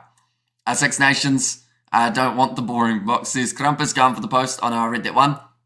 Unless both teams are hanging on for the second half last week. They only have one half in them, says Mr. Fantastic. How long is the flight from New Zealand, Australia to South Africa versus Europe? I think South African flight is, I could be wrong, but it's about 12 hours, I believe. I'll go NZ to South Africa. Direct. I'm not even sure if they do a direct flight. They might. There's one stop, and it's a 19-hour one, but that's with the layover. Flight direct. Let's see if the plane's got enough juice in it to make it all the way. Direct flight. I don't think, it doesn't really have it. But 19 hours including a trip, like somewhere else. And then we'll go to England, I guess. Is 1 day and a bit stopping in 4 cities. So it's tricky because they do seem to, it depends on where you stop. I live in Vanuatu, I know. Says Peter. And Six Nations played by under 20, says Spider-Meat. They actually do have that, the under 26 Nations. Rugby Championship don't want boring box either, says Grumpus. 15 hours, says Albert. And hopefully we get some rugby in the second half, says Brian. URC travel stopover in Dubai for South African teams. Flying economy, says Albert. And Wales non-existent apart from a few wasted opportunities, says Hershey. Yeah, if we had to pick a player for Wales who stepped up in that game, who would you go with? Because Nick Tompkins, probably the most prominent Welsh player we saw throughout that half to a certain extent. We probably saw him the most. He was going in, trying to get that ball out of the breakdowns and everything along those lines. Oh dear, this is woeful rugby, says Akaris. And yes, somewhere in the desert country to stopover, says Albert. I think I enjoyed that half more than I should have, to be honest. But I think it's just because it's our first live stream of the weekend, so I'm all excited, full of energy. And also I watched some local rugby today, so the knock-ons and everything that we've seen so far haven't actually been too bad compared to them. Although that's saying something, because I was watching the under 14 and a halves for the first game. So it would be a shock around the world if the USA wins a game in the Rugby World Cup, unless it is in rugby or in the World Cup. More or less win it in rugby. What's the odds, says Kervin? Well, sadly, they won't be at the 2023 World Cup. They got knocked out by Chile in the end. Managed to get themselves through. And Box should remain in the Rugby Championship. It's good for them. Competing against the ABs is what they need to be competitive, says Alfie. And of course, the benefit that they've got of still being in the Rugby Championship is they will get to play those Northern Hemisphere teams. It will just be the fact that it's during those November internationals and July internationals. So either way, they will play some of those opposition each year. Whereas the other way around, we've got to remember, if South Africa head up to the Six Nations, they more than likely will be playing those sides again for their November and July internationals, mainly because New Zealand and Australia will already have locked-in tours to do with the Northern Hemisphere.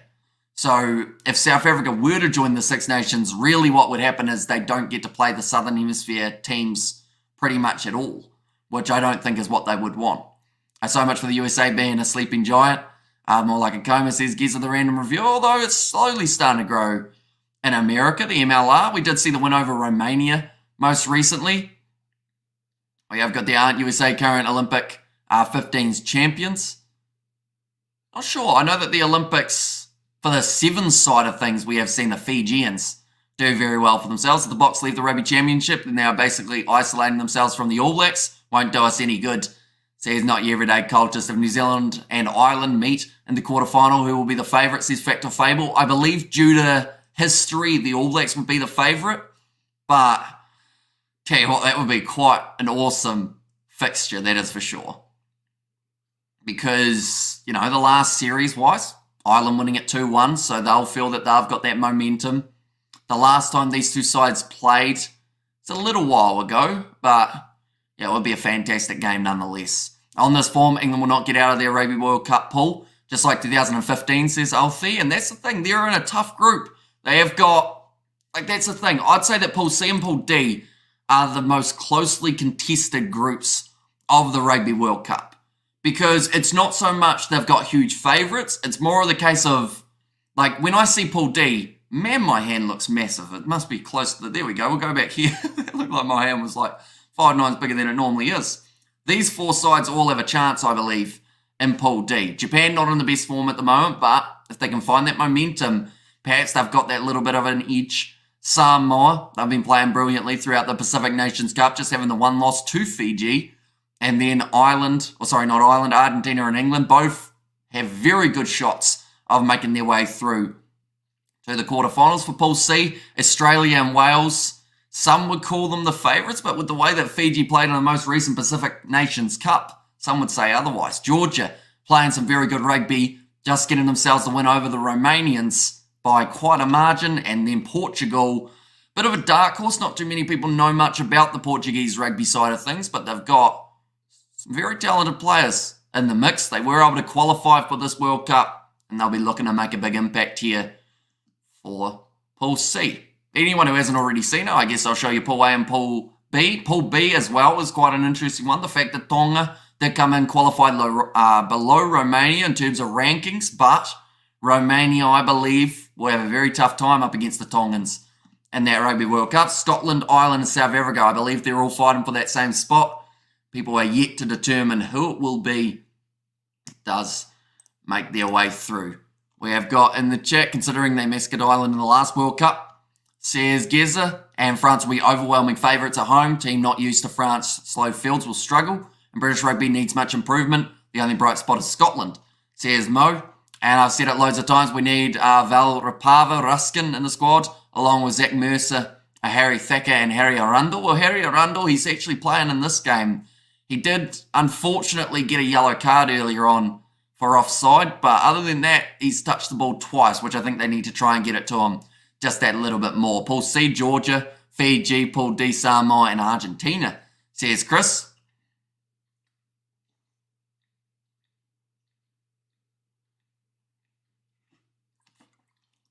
And Spider-Mac is picking Fiji to win their pool.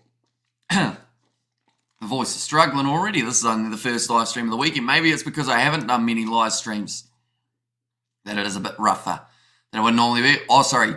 Harry Randall, not Henry Arundel. Sorry, my bad. We have got there England massacred New Zealand in the last World Cup. Last World Cup isn't relevant, says Peter. And Pool A, New Zealand and France. Pool B, Ireland and Scotland. So you're saying the Springboks will miss out, Chris? In that case, can the All Blacks play at speed against France on these slow fields? Says Albert. I mean, it's certainly going to be an interesting test for them, but I'm looking forward to seeing that challenge. And the fact that we get to cover every game of the Rugby World Cup on the channel means that we get to see the tournament progress all the way through. Anyone going to the bar? Says Adrian. Not at this stage, no. I went to the rugby earlier. They did have like a place that sold hot chips and donuts and whatnot.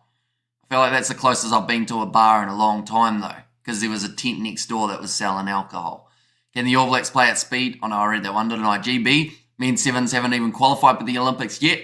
Imagine the fallout if they don't, says Geza. And that's the thing, there's some big sides who are still yet to qualify. I mean, Samoa, they are yet to get themselves qualification, which I feel it's a bit weird in a way because it's the top 5 teams automatically qualify. But I believe with the fact that France have already qualified due to being the home nation, they should have made it the top 6 sides.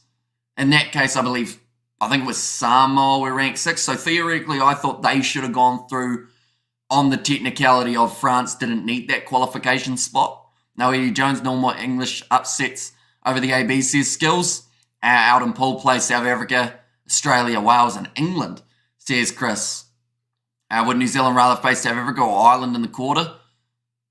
Ooh, it's a good question. It would probably depend a little bit in terms of how the warm-up game goes between South Africa and New Zealand, but I would say they would rather face Ireland.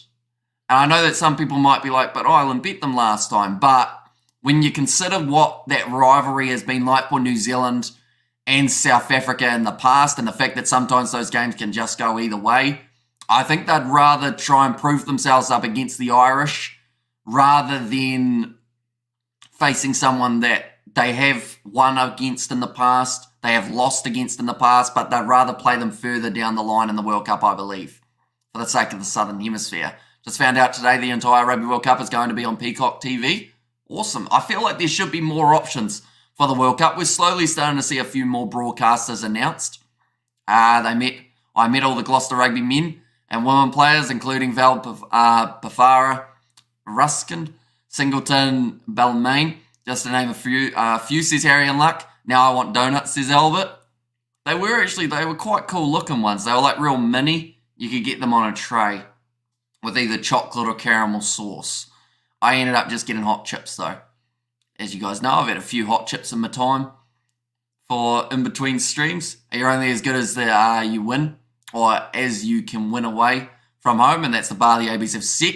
And Hamish, how you doing, bro? Says Jessica, I'm doing very well, mate. When are you heading to England? Carl, out of curiosity. I've seen quite a bit of advertising going on for All In, so yeah, let me know when you end up flying out. Must be getting closer though, I'd assume. We all have to remember that this is the World Cup we're talking about. Every nation send their very best. We have got anything can happen on the day. It doesn't matter how good you are, says Spider Mick.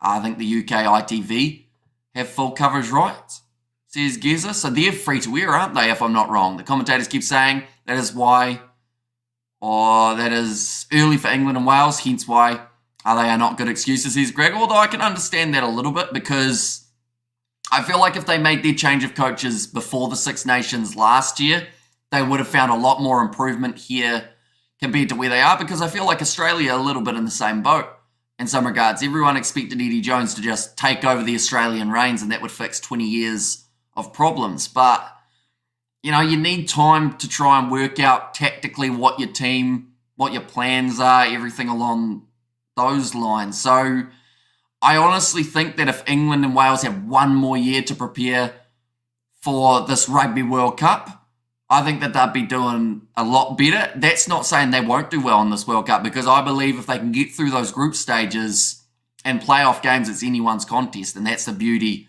of the rugby world at the moment with how close it is.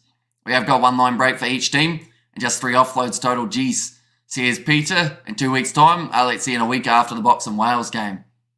Says it was there from Just Carl and RTE and Virgin Media in the here in Ireland. Free to air as well. And Gregor said England will thrash you Kiwis. Nice. Although saying that, I feel like at the moment, the way that England and the All Blacks, anytime they play, it seems to be a relatively close fixture. At least as of late, 25-25. Pretty awesome game of the November internationals last year. They're actually the only draw that New Zealand have had over their last 10 games. Every other game's been a victory. So, you know, maybe they are a little bit of that dark horse for the Kiwis in some regard, although the semi-final is the earliest that they can meet in the Rugby World Cup. When do you think Eddie will get his first win, says Luke? To be honest, it will be in the Rugby World Cup group stages. Not sure who it will be against. I think actually their first game might be against Georgia, if I'm not wrong, and I think that they've got a decent crack in that, although saying that, Georgia, very strong side. So it might be just that little bit more tricky. I'm leaving the Wednesday just in time for the Box versus All Blacks game, which I will be watching, says Just Carl. So that will be a pretty awesome atmosphere at Twickenham where this game is taking place. Should mention we're probably about 3 or 4 minutes away from the second half getting underway. This is why I prefer to watch New Zealand Club, Super and International Rugby, except when my beloved Ireland play, the English first 15. I like the soccer counterparts, privilege, Pampers, hit and miss, says Kerno Wick. I'm glad France is only 7 hours ahead time-wise instead of 17. We'll be watching or listening to you earlier in the USA, says Kerman. Yeah, we will be covering every game of that Rugby World Cup on the channel, ladies and gentlemen. So if you are new, be sure to leave a like and subscribe. Now Wales have made their way back out onto the field.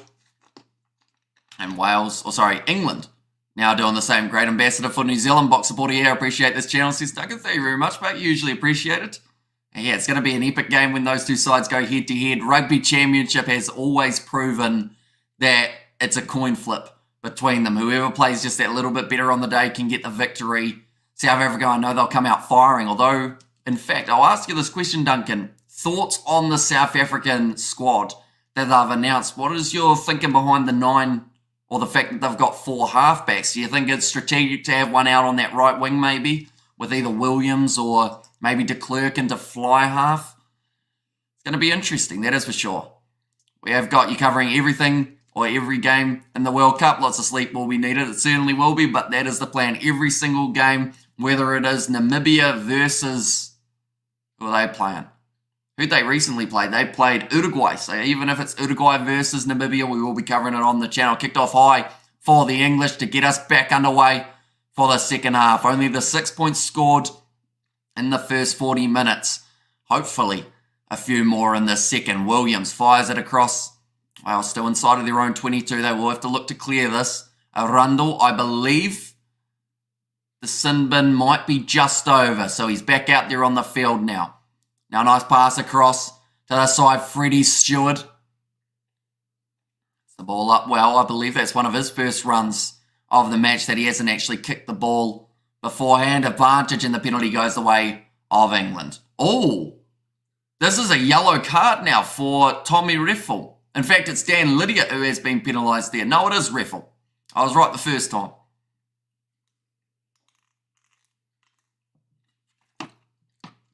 Too many penalties, though. Springboks have got great depth. I think that it's vital to win. Usually many injuries if you get to the final, says Duncan. And yeah, it'll be interesting to see what happens with Andre Pollard, because there are still rumours that maybe he will be able to be back before the end of the Rugby World Cup. I believe Gez has asked about the kicking. I think they'll go with Lebok because they don't seem to back Damien Willemse. They could go with de Klerk or Cheslin Colby, though. They both have that goal kicking up their sleeve. And Lebok is kicking for the box, says CK. And also we have got there, it would be best for rugby if New Zealand win the World Cup, says Krampus. Oh, not necessarily. I think, to be honest, if a side that has never won the World Cup before won the World Cup, I think that would do a lot more for rugby than a side who has already won the World Cup. Because we've been talking about it for the last 2 or so years, how close a lot of these sides in rugby have been getting. The progression we've seen from sides, and it's all well and good seeing that progression, but to see it on the grandest stage for them and be able to turn that progression into a championship would be pretty incredible for whatever side is able to do it, and also would give those other sides hope that they could do the same thing. Third quarter is always the most interesting, says Mumbo Jumbo Kiwi, although England able to get that 3 points over, and now with a 9-point lead and a man advantage, this is where they may look to really extend their lead. A Dream World Cup final, Samoa versus Fiji, says Chris Seo. Nicely slapped back at the moment.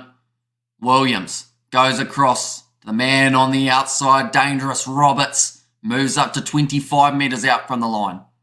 To the left now, Thomas Williams goes to Owen Williams. I was looking for Liam Williams, but he's a little bit wider. Tame Plumtree tried to pick that one up quickly, does end up dropping the ball, and they're going back for the scrum. Pollard wasn't even in the squad, says Geza. I did see that, although they mentioned about how, I believe it's the 1st of September is when you have to lock in your team. Because I was wondering that same thing when people were saying Pollard's still possibly going to make it.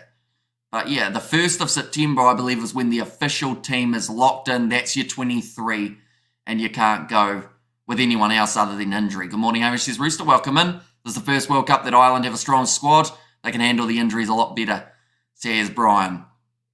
We have got there, for the opening game of the Rugby World Cup, can I cover the game with you if possible, the Kiwi lad, says Harry and Luck. I think due to delays in terms of broadcasters and also just with Wi-Fi and everything, it is probably easier to do it solo just because we have tried doing multi-ones in the past and it's always a pain trying to sync up with people. And then also if you've got that delay, it can get a bit awkward as well. We'll take 4 weeks for Pollard to be match fit.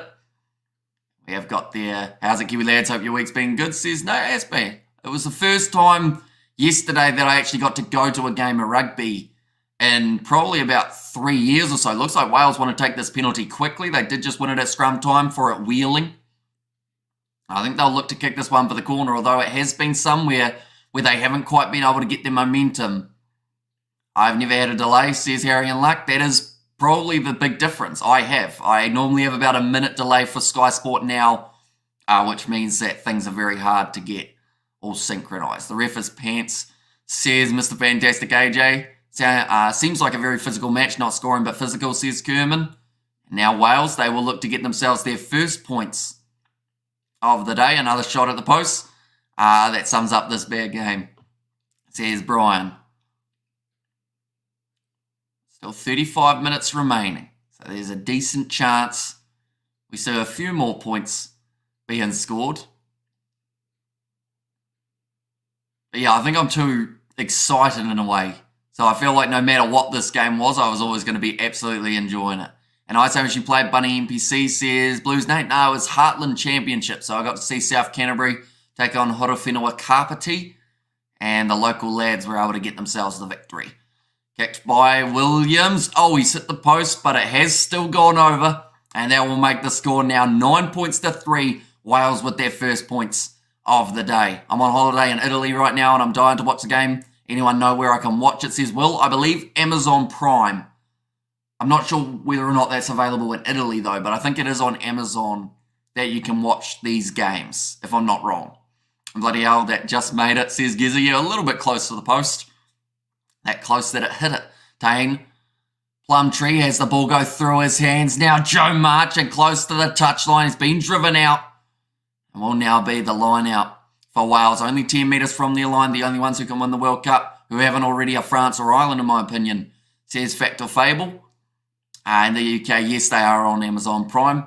And what do you guys think about the 3 South Africans joining Super Rugby? Pumas, the Rikwas, and the Griffins. Says 123 MS. I think at the moment, time zone wise, they're more likely to add another Pacific Pacific Island team. But I don't know. I feel like it would be cool to see those sides involved. Maybe they look at playing in the Argentine Super Rugby competition. That is actually an option that I think they might look at. How far ahead of you? I'm even behind Hamish for once. Says Mr. Fantastic AJ. Jamie George, though. This is nicely taken by England after stealing it at line-out time. 10 metres between them and their first try. That is a knock-on there from Ben Youngs, though. Wales able to get the ball back. And with Thomas Williams, it looks like he will be... Oh, it's actually going to become a penalty in the breakdown. Player not rolling away. Looks like Tane Plumtree may have injured himself. Something to do with either the hip or the leg, I believe, on that left-hand side. And we have got there here in Ireland. The games are on Premier Sports, other than the Ireland games, and they are on RTE. As a Celt, I should say. It's good to see the English play so well, says Kerno Vic.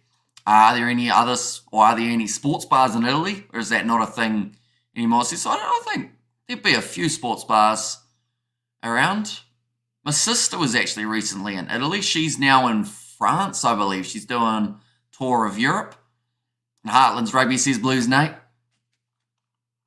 So we have got their tier 2 teams from South Africa, and Super Rugby will be hilarious, says Albert. And as Makazole Mapimpi and Hammy and Kobus Reinach, they are both in the South African side, yes. Kobus Reinach, one of the 4 halfbacks that they did end up going with. And now, in the hands of Gareth Thomas, tackled by Farrell. To the left, Wales go 40 metres from their line. Basham now on the field. That is due to the Plumtree injury. I hope that is nothing too serious for him.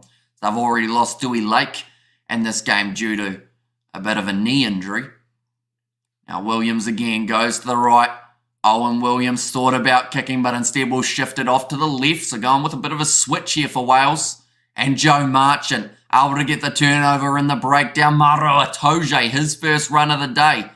He's had the ball at a couple stages in their rolling maul. Johnny May, or in fact Elliot Daly, I should say. Now Youngs looks to go right. George Martin, he was close to going off the field earlier on, managed to just stay out there. Now another knock on, this time from Owen Farrell. So there's been way too many handling errors, unfortunately, in this game between the two sides. So Naneba is trying to play down biggest leak. Pollard playing Wales and New Zealand. If he gets through uninjured and somewhat informed, Grant Williams will be dropped for concussion issues. Says Rooster. No tries. Neither of these teams could score a point in a brewery. Says Brian. And one would have thought England and Wales would gamble a bit and try things before the World Cup. They're playing as if this is the final, says Ronald Edwards. Yeah, they've been both very, I guess you could say, conservative in the way that they've played this game.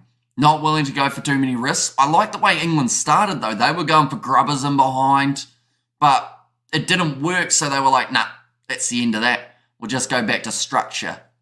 Box have 4 scrum halves because of the past 2 years. High injury rate. Money Lebok is not Pollard, and is equally capable option, just a different style of play, says Burning Lash. It looks like now a few more players making their way off the field, including Owen Williams. They have brought Dan Bigger onto the field. Francis, he is going off. And same with Gareth Thomas. That's the front row. Chinza on the field for Davis. So this will be tactically different for Wales. Now having Dan Bigger, he may actually look to use that kicking option that little bit more. Josh Adams in the background. Those two have spent a lot of time in a Welsh kit together.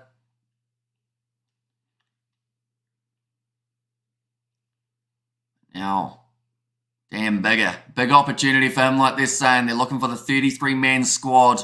Could he be a part of it? Looks like the shirt's being replaced with Ben Earls. Crowd are cheering for him.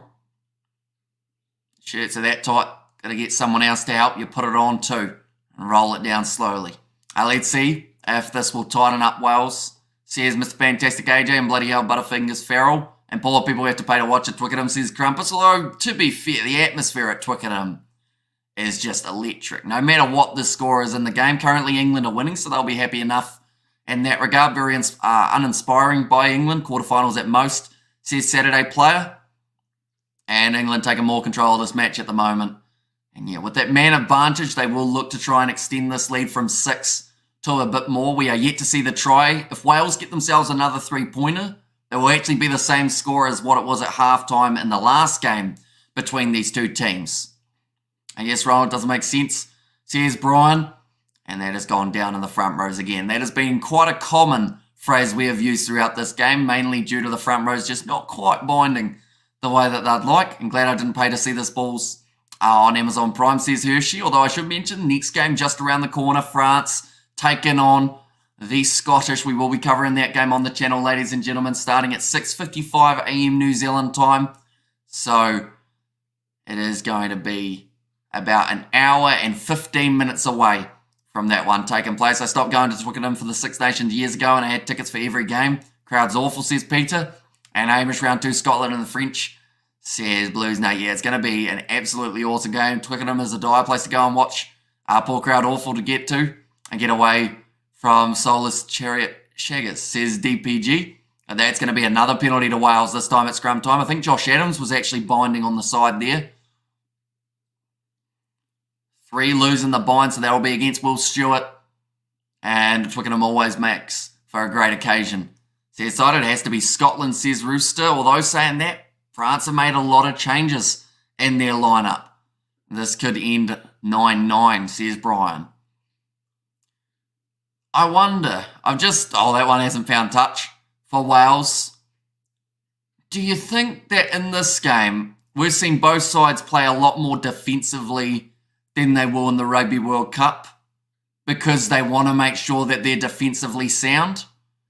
Or is it just the handling errors that has killed the momentum of this contest? I feel like there's something to do with the fact that neither side want to concede, so maybe they're being a little bit more safe than they would normally be because no one wants 5 points or 5 tries scored against them just before a World Cup. So maybe, yeah, both sides looking to try and defend a lot better than normal. But the lack of attack from both teams also probably means that defending isn't as tricky as it would normally be. Maro Atoje now running up 42 metres out from the line. Youngs fires it across to Billy Vunipola. Still trying to make the most of that extra man that they've got out there on the field. Farrell in the pocket. Puts the ball high. That one's gone very sideways and very high. Arundel isn't able to take it cleanly, but no one got a hand to it. So it is play on now. England with possession. Marchant goes across to Joe Marler. That is the first time we've seen him hit the ball up throughout this game. Farrell now in behind to May. In fact, it was Daly. I keep on confusing those two. Now Lawrence moves up to 22 metres out. To the left, Farrell. He's got men on his outside. This time goes to Elliot Daly. 10 metres now for England. To the right, Maro Itoje linking up nicely with Courtney Laws. That looks like another injury for Wales as well here. I believe that would be maybe Dan Lydia, who's got a little bit of a problem. 10 metres still between them and the try line. Young's pop pass up to Maro Itoje. They shift this left, they're going to score, but they couldn't get the ball out. So instead, Wales end up winning the penalty. A very defensive game, but doesn't excuse the handling errors and often flat play, says Hershey. Wales to come back, says Rooster. Amazon Prime only in the UK. Can't get an Ireland, says Jim. Although someone mentioned about it being on, was it RTS? And then also other games are on Premier Sports in Ireland. But I'm not sure about this game. French will be rusty, but what if Intermac and Dupont get injured, says CK, and unfortunately that is the risk that all of these sides take playing so close to a Rugby World Cup. I mentioned it that every team throughout all of these warm-up games is going to end up with at least one injury per game. And in this case, Dewey Lake and Tane Basham, Tane Plumtree for the Welsh. For Wales, we've seen the injury of Jack Van Poortvliet. Wales now making their way back to 15. Leon Williams getting right up in the face of Ben Youngs. Alice Genge now making his way out there on the field. Not RTS. And two poor teams who are rebuilding, says DPG. Now, Farrell, wide cutout pass out to Elliot Daly. Puts the kick in behind on his left boot. Trying to curve that one towards the touchline. Liam Williams. Oh, he's been clotheslined by Vunipola. Oh, tackles on the chest. They have said, please get a bigger Puma logo.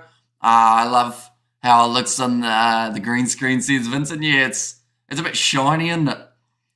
That's the thing. It's not actually green, though. It's actually gold, but I guess they're kind of close a little bit. Hopefully the sun stays down for a bit longer than last time we did a live stream for France versus Scotland. Because last time we ended up with a whole big mark on the green screen that just stuck around. The second 40 minutes, Freddie Stewart now. Big run forward from Genge. Quick hands from Farrell. Finds his pass on the outside to Earl. And England have looked like the more aggressive side in the second half. That was a rough pass from Vunipola, and there's just the knock on before Genge charges. Our game's also on Amazon Prime, says Brian. And I guess Ireland went into that match thinking they had a chance to win a playoff game. We're destroyed by England, says DPG. And does Liam Williams go to the same school as Itoje? School of downright thuggery. Sure feels like it, says Cited. If you can't get a dry drop kick to win the game. Nash Porter almost won the game single-handedly against the ABs by drop kick. A handling error is 8 for England, 6 for Wales. So that is certainly something that unfortunately has just stopped the rhythm of this game. We haven't really seen anyone cement multiple phases together. Will England beat the Argies? Not on this display, says DPG. And how much time left? There is still another 25 minutes remaining in this game. So plenty of time to be able to find that rhythm. But someone's got to find it soon.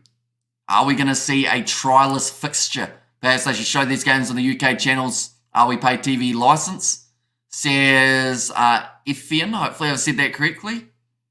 Wait, so they aren't showing them on the UK TV, which seems pretty rough. Definitely because it's Wales playing in this game. 25 minutes, says Raz, and this game is making me fall asleep, says Just Carl. Lots of handling errors spoils the potential flow of the game with all these stops, says Cited.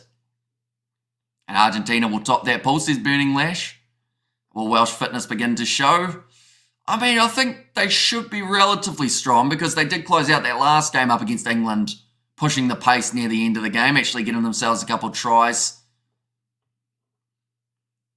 Number 3 wide is off, so that's Will Stewart. Now going to be given way for the experienced veteran Dan Cole. And if Wales play like this against the Box, they will get hammered, says Jose. And Billy V could play the tight head, says Blues Nate, and add these two teams together, you wouldn't make a decent team, says DPG. Not off current form anyway. They've still got a little bit more improvement to be made before they reach that World Cup. They've got a warm-up game both next week.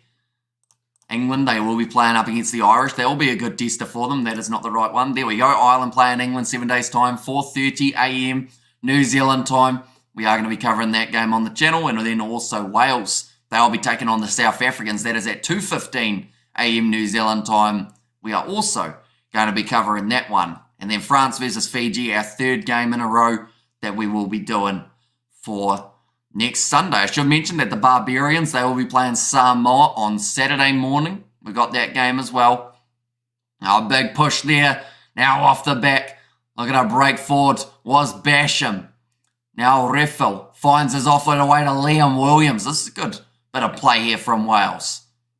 A few phases being put together. A few offloads. Oh, it's a knock on. I jinxed that one about as badly as I could have. I apologise, ladies and gentlemen.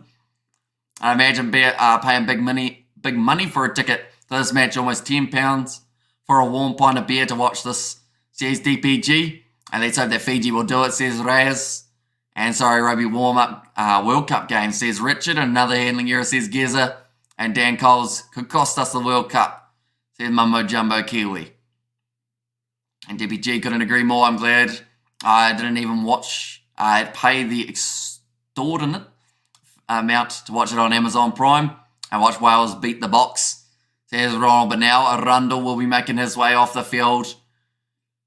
Not his best game, unfortunately. He ended up with the yellow card earlier on, but now George Ford makes his way on. So now we could see two playmakers in that back line, having George Ford and Owen Farrell working together. And then Marchin, I believe he will move to the wing. We will also see Lawrence move to 13, and I would say Farrell will take on the 12. George Ford at fly half.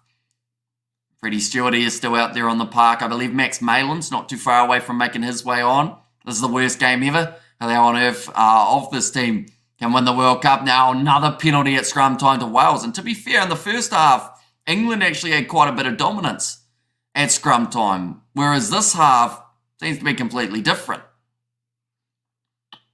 Overleaning yellow card for Alice Genge. He's saying, for me, it's my first time, ref. And now he's going to be off the field for 10 minutes for angling. Probably, unfortunately for him, he was just the wrong place, wrong time. Because, yeah, he has only just made his way out onto the field. But scrum time has been an issue for both of the sides. When is the Barbarians versus Samoa game? It is on Saturday morning, 6:45 a.m. New Zealand time next week. So I believe that will be Friday evening in the UK.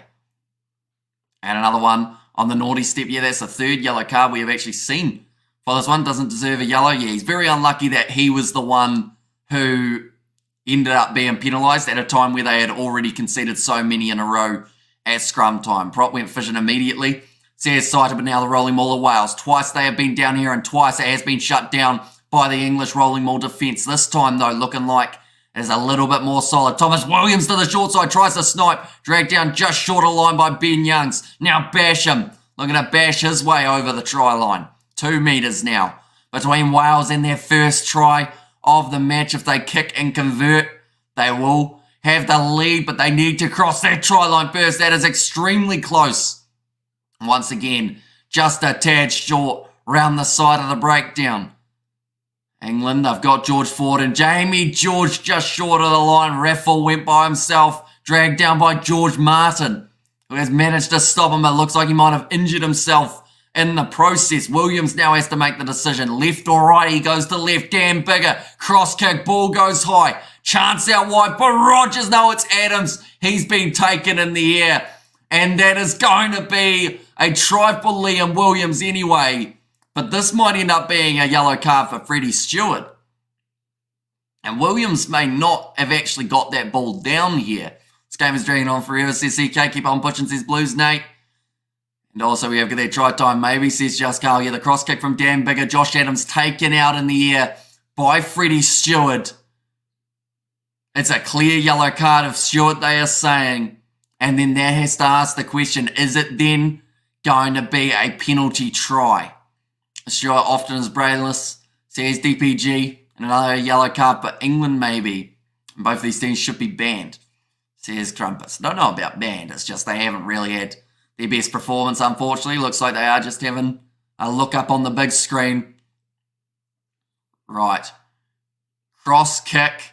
Adams went up for it, taking him down. Because Josh Adams lands on his side, I don't believe they'll go with the red card. Although Josh Adams, he did try and tuck his head to try and hit it on the ground for the sake of maybe getting that card upgraded. Hello from Spain, says Fletcher. Welcome in, mate. Hopefully the weather is treating you well over in Spain. But this is going to be, at least I believe, a yellow card, and it could look to be a penalty try. Maybe they should have played behind closed doors to spare them the embarrassment, says Albert.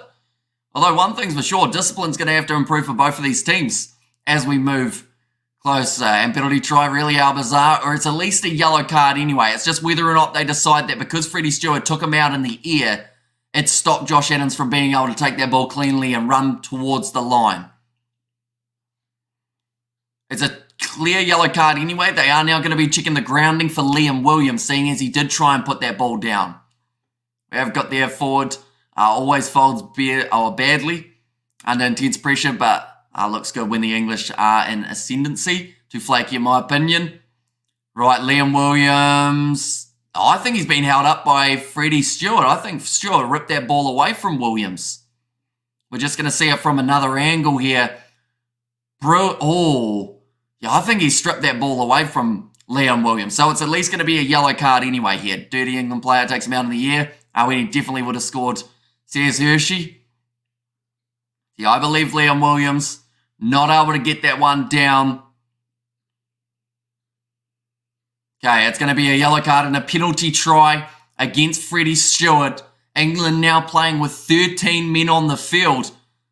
I know that the English side in the Rugby League are taking on Tonga in a little bit of time, but it's a bit too early for Twickenham to have 13 out there on the park. Penalty try, that gives them the lead.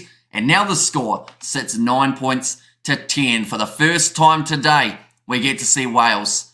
And the lead finally a try, says Geza.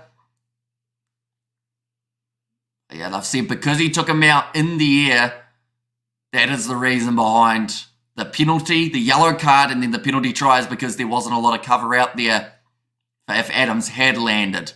And now Genge and Stewart. They were two Leicester Tiger boys, weren't they? Penalty try, ouch, says Spider-Mick, and I should have said no cards. So many, says Mr. Fantastic AJ. Now, ball being rolled back. And Wales with another opportunity here. 20 minutes remaining. And Williams puts it high from inside of his own 22. Running onto this one will be Elliot Daly. Didn't get near it. Instead, Wales able to take it nicely. I believe it was Tom Rogers who was a long way off his wing to take that one. Dan Bigger. Ball on the outside now to Williams. The fourth Williams of the side. Thomas Williams goes to Dan Bigger. Close to the touchline. Good tackle made by Ollie Lawrence. Or Ollie Lawrence, I should say, sorry. Raphael now. Williams cross to Bigger.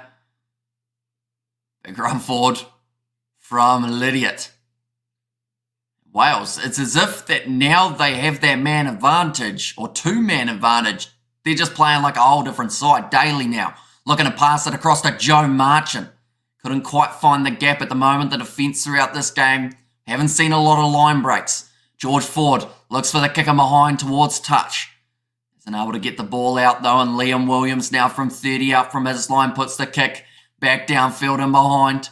George Ford back there waiting for it, and we'll look to kick it to touch. What is the score now, says Bossy? It is currently 10 points to 9. They haven't given them the penalty try conversion as of yet on the scoreboard, but yeah, it is currently 10 points to 9. Borthwick is out of his depth, says DPG. Well played, Tom Rogers. Same surname as me, related, I suspect, somewhere down the line. And also last week, Wales XV had more flair. And how come Wales is 8? Says Ronald, because the online scoreboard has not updated them yet. It looks like now, another change being made. Jack Willis going on the field for Billy Vunipola. Oh, yeah, I've got the amateur scoreboard is wrong. I have noticed that, yes. But sadly, I can't do anything about it. It's an online one. So I just have to sit here patiently and wait, unfortunately. Now, 18 and a half minutes remaining. Everyone boo England, says Crumpus. And yellow card for Hamish due to poor scoring. Once again, can't do anything. And bloody hell, Wales, what are you doing? Says Fletcher, nicely stolen by Jamie George. This is actually the third time today that we've seen the overthrown line out from Wales has then led to England ending up in possession with Jamie George.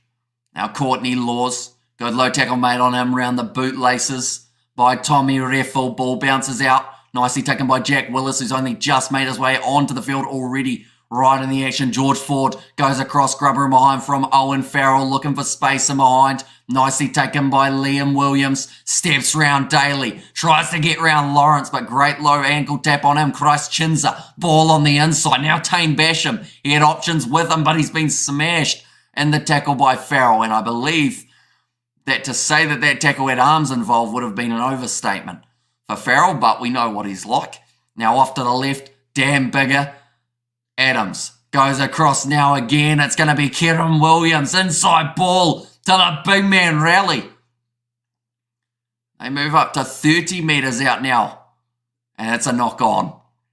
We have got there. It's nice to see you covering Tier 2 games. There's your username. And Scott's will be hammered, mate, says Race. And might be a huge amount of unpurchased England expensive shirts on sale before Christmas. He's just updated the score, says Josh.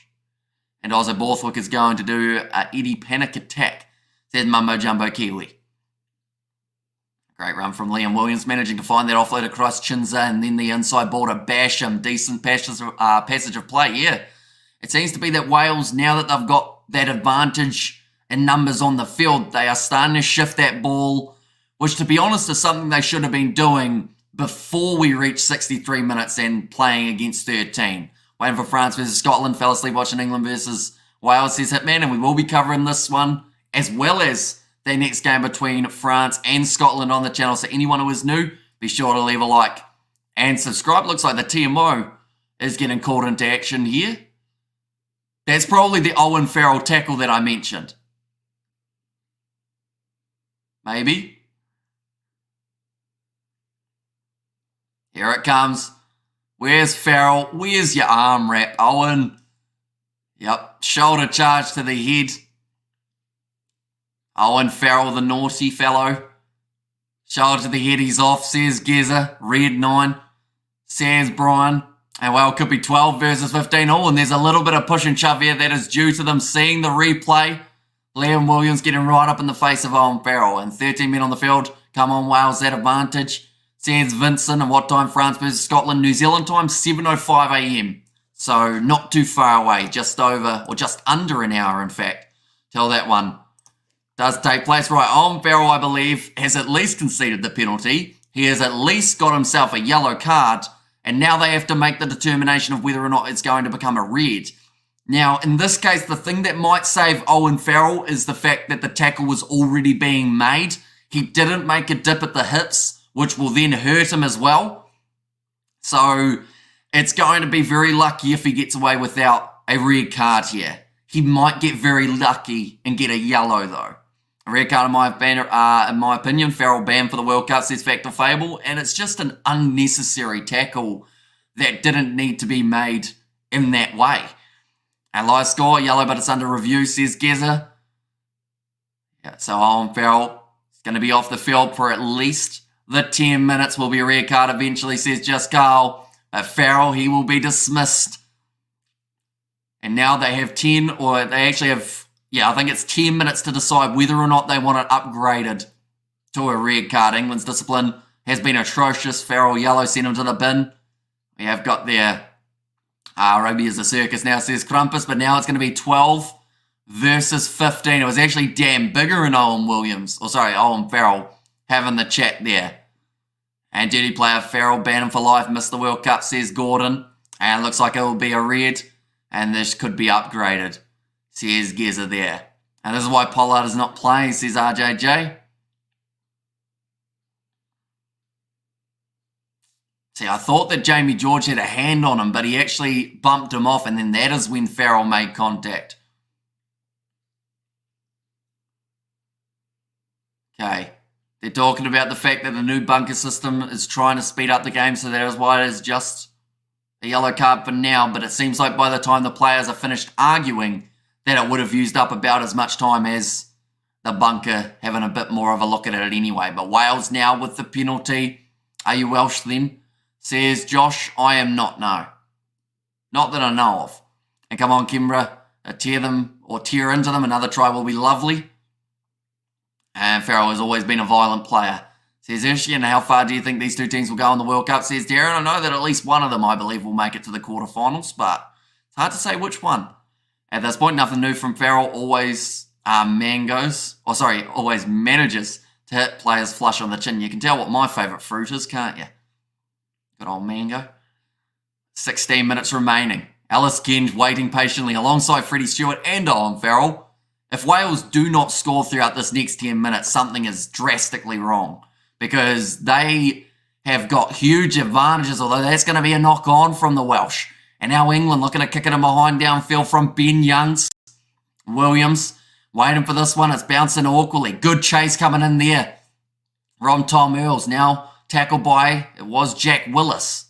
Trying to roll out of the way. He's been put into the breakdown by the number 4. So the referee says play on. Nice run here from the number 13, Roberts. Ball on the inside to Thomas Williams. They'll be running through against a defenceless England. And Wales get themselves their second try of the match. Are you Irish ancestrally? I think I'm a bit more Scottish than anywhere else, if I'm not wrong. I think my sister did an ancestry DNA test and she came back a bit more Scottish. So I'd assume I'm the same. I got one ginger hair in my beard, so that's my little bit of a Scottish edge that I've got. I think Marnie could win the World Cup. For the box, says Luke, it's going to be tough for him, that is for sure. He's going to be under immense pressure because throughout that World Cup, everyone's going to be going, oh, he's not Pollard. He's not Pollard. And if he doesn't win the World Cup, everyone will go, oh, it's because he wasn't Pollard.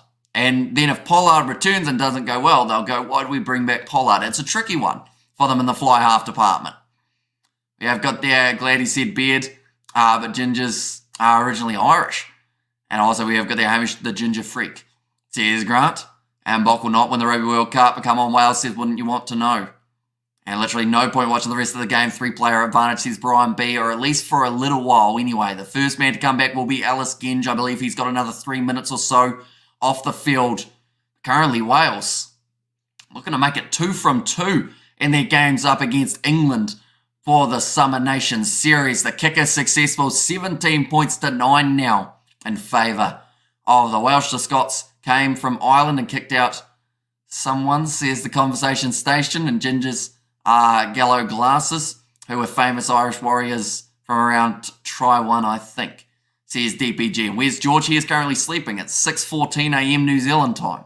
So he is strategic.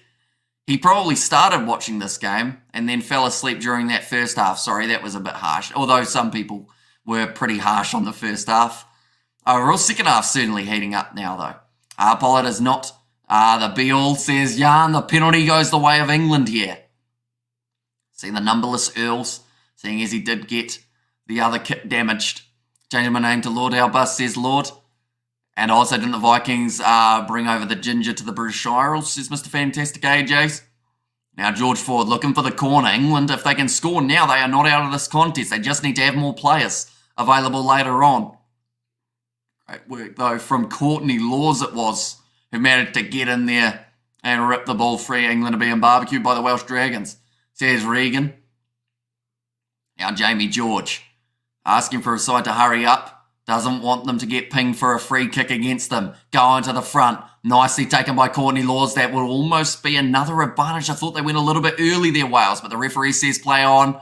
Now starting to drive very nicely towards the try line. They now have advantage.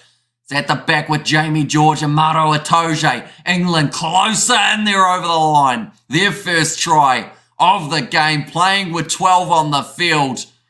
And it's going to be Maro Itoje who gets over the try line. Just a thought, perhaps teams deliberately playing bad in the warm-ups to give World Cup opposition false sense of security, says Ronald. I mean, if they are, they're doing a pretty good job. Definitely for that first 40 minutes when we saw 14 handling errors between the two sides. But the second half, it's looked a lot better from both teams. England, with 12 men on the field, their rolling maul still looking strong. Itoje gets over the line. And now closes that gap a little bit more, making the score 14 points to 17. This one's heating up for the final moments, ladies and gentlemen. Still 12 minutes on the clock. And imagine giving a try up to 12 men, as well as defence coach, as he should be about to explode, says DPG. And also, we have got there a try for England, about time, well done, says Brian. Although, to be fair, conceding a rolling maul try, in some regards, it wouldn't matter how many players they've got on the field, if that makes sense, mainly because at the end of the day, it's about maybe 6 English players versus 6 Welsh guys, and they've just managed to wheel their way forward. So, you know, defensively, if it was out the back line, things would get questioned a bit more. But because it was that rolling maul, I feel that the players that they didn't have on the field didn't drastically change how it would have been. Do you just commentate Welsh games, says Josh? No, not at all. We have got France versus Scotland as the next game. We've got the whole of the Rugby World Cup that we will be covering on the channel. We cover Super Rugby, we cover the URC, the Gallagher Premiership, the Seven Circuit, bit of cricket as well. So a lot more than just the Welsh. But Owen Farrell, his card has been upgraded to a red card. That's normally minimum 3-week ban. So he will be missing the opening game of the Rugby World Cup, Owen Farrell. And to be honest, is it surprising? Not hugely. And we have got, well, red card, says Cider, but it's kicked off long. England back with 13 men on the field now. Lawrence getting back to his feet, has another little bit of a crack. Ben Young's going short side. Certainly going to get to see. It's going to be a penalty to England this time for offside in the breakdown. And on Farrell card has been upgraded. And as an England supporter, just saw it go up. There we go. I can go into the World Cup with no expectations whatsoever. The standard of play is lamentable. Wow, a try still dreadful, says Akaris. I've also got their red card, says Richard back to 14 now, says Geza.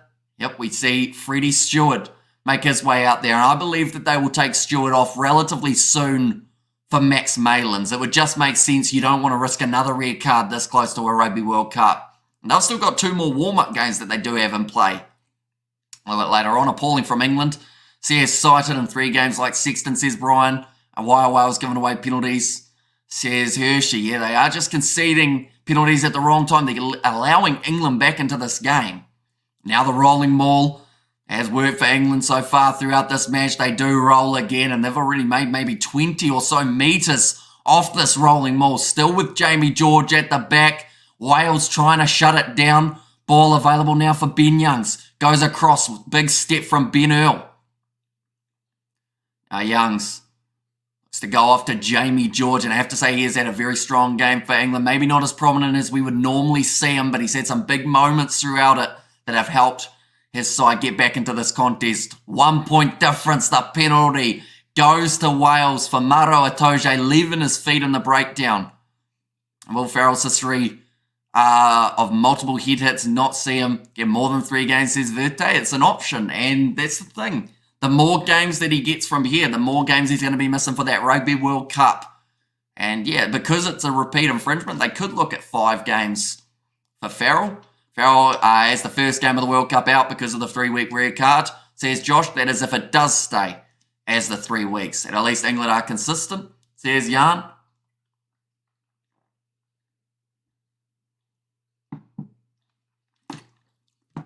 Now another change being made. Davis, making his way onto the field. That is for Williams.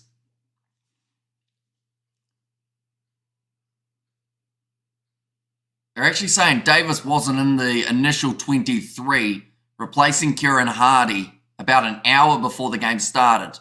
Farrell has a history of milking red cards, says Mumbo Jumbo Kiwi. What do you mean milking red cards? Like, as in, like, getting them because he wants to, like, collect them? Because normally, like, you milk a penalty.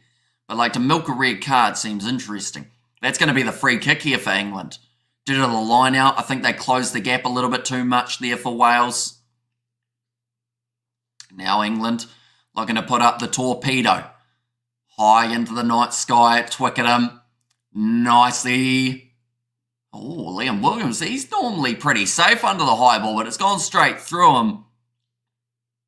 And now England with the scrum feed just out from the Welsh 22. England have the momentum now. They certainly do. It seems like this last 10 minutes, having 14 men on the field, they just want it just that little bit more. And Wales had a brilliant moment for themselves maybe about 5 to 10 minutes ago. That period of the game was all Wales, but it's become all England now.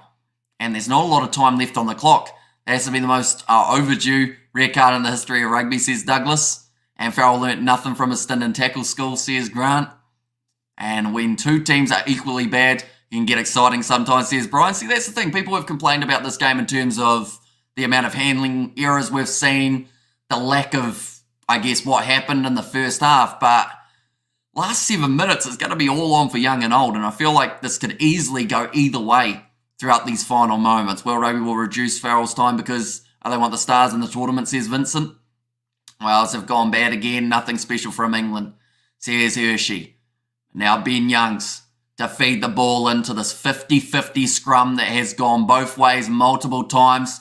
Nicely worked there from Jack Willis, the long arms, to be able to get that ball off the back. Penalty advantage to England, so they have got the 3 as an option if they need it, but Earls charges forward brilliantly. Now Itoje, the try scorer for England, 10 metres out from the line. Youngs looked left, but instead goes right, lined up by Riffle, who drives him backwards.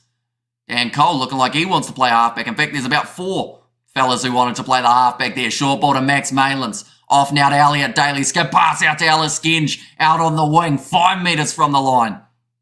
And England now on the verge of getting themselves try number 2 in this match. Ben Youngs looks to go to the right. In behind George Ford. Cross kick attempted. There's no one out there but Marchant. He dove for it. I think he's put it down though.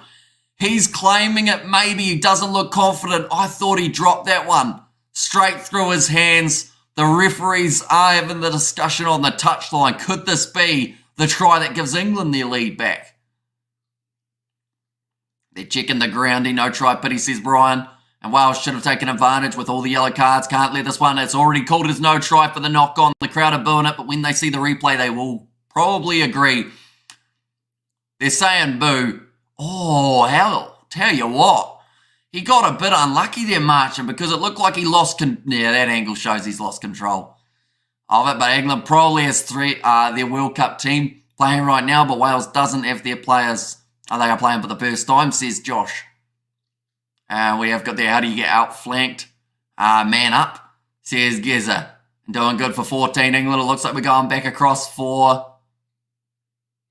It's going to be a scrum for Wales. Hang on, it's a yellow card for Wales now. And that's going to be against Adam Beard. He is confused at what it's for. I believe that's too many infringements from the Welsh. And now they've got a scrum here for England, I believe, or a penalty advantage. The referee has given less than cards at Christmas, says Geza, and a yellow extravaganza, and a rondo off. He is, yes. Did go off a little bit earlier on, and that was when George Ford made his way onto the field. More cards than tries this match, 100%. And keep this ref away from the World Cup, says Skills. I'm not too sure whether or not the Georgian ref is locked in for any of the games, but yeah, we're certainly seeing a lot of cards throughout this one. I think that's the 4th yellow alongside 1 red card in this game. The shot has been called by England. They're willing to take on the 3 to get that lead by the 2 points. So as the ref, it is the Georgian fellow. I can't remember his name, unfortunately. But yeah, the Georgian referee, the one known Georgian referee. England look an even match against Aussies. Eddie versus Steve should be interesting, says Cited. Yeah, maybe against his old side. George Ford sitting 1 from 1 so far off the kicking tee. Ref has lost the plot, says Rob. Now the crowd goes silent. Ford needs to strike this one well, and he has done so, straight down the middle of the field. And that is now going to be 19 points to 17. From Georgia says, Raz, do you think England is being fair with Arundel? I mean, they gave him the opportunity in this game, and sadly for him, he just didn't really step up. He ended up getting a yellow card, touched the ball twice, and just didn't really do enough, I don't think. But then saying that, not many of the English players did throughout that first half. So, yeah, it's a bit rough when you're trying to step up and show that you should be in the side when your team just aren't performing. Will Wales come back? Says Brian. I mean, they're only 2 points down. If England end up conceding a penalty, we may end up seeing Wales look to add that 3 points on the board. None of the big teams will lose much sleep watching this, says Geza. Ball's gone high, nicely taken this time from Liam Williams under the high ball. 35 metres out from the line, Wales are in possession. Now Davis, it's a knock on from the front rower. Unfortunately, we've seen way too many so far throughout this game. Kemsley Matthias, the man who puts it down. Rogers out on the wings, disappointed. I'm an England supporter, and there's no doubt Farrell has been very lucky not to be given more reds than he has had. He has become a liability. And someone moved the post, says Blues Nate, another big teams. Oh no, I read that one. And also we have got the idea, bring back Eddie, says Saturday player, Butterfingers Wales, imagine if it was raining. Well, unfortunately, both of these sides, I think they've both had double, I'd say 10 plus handling errors per team. 3 minutes remaining. England, they'll be looking to get themselves the penalty at scrum time, push it into the Welsh half and keep the ball there for the rest of the game to slowly work their way towards the victory. But it is certainly a close game between these two sides. Anyone who is new, be sure to leave a like and subscribe. We are covering France versus Scotland, so be sure to hit that subscribe button. Ball is about to be fed in by Ben Youngs. Front row stay strong there. Big push there from England. And this is going to be the penalty advantage in their favour. The ball is out, but now they will have to go back for that original penalty with only 3 minutes remaining on the clock now. Jamie George, a very happy man. They'll be looking up at the clock, realising that we are very close to the end of this fixture. That's it. Wales beat themselves, and the scoreboard, not interested in this match, says Blues Nate.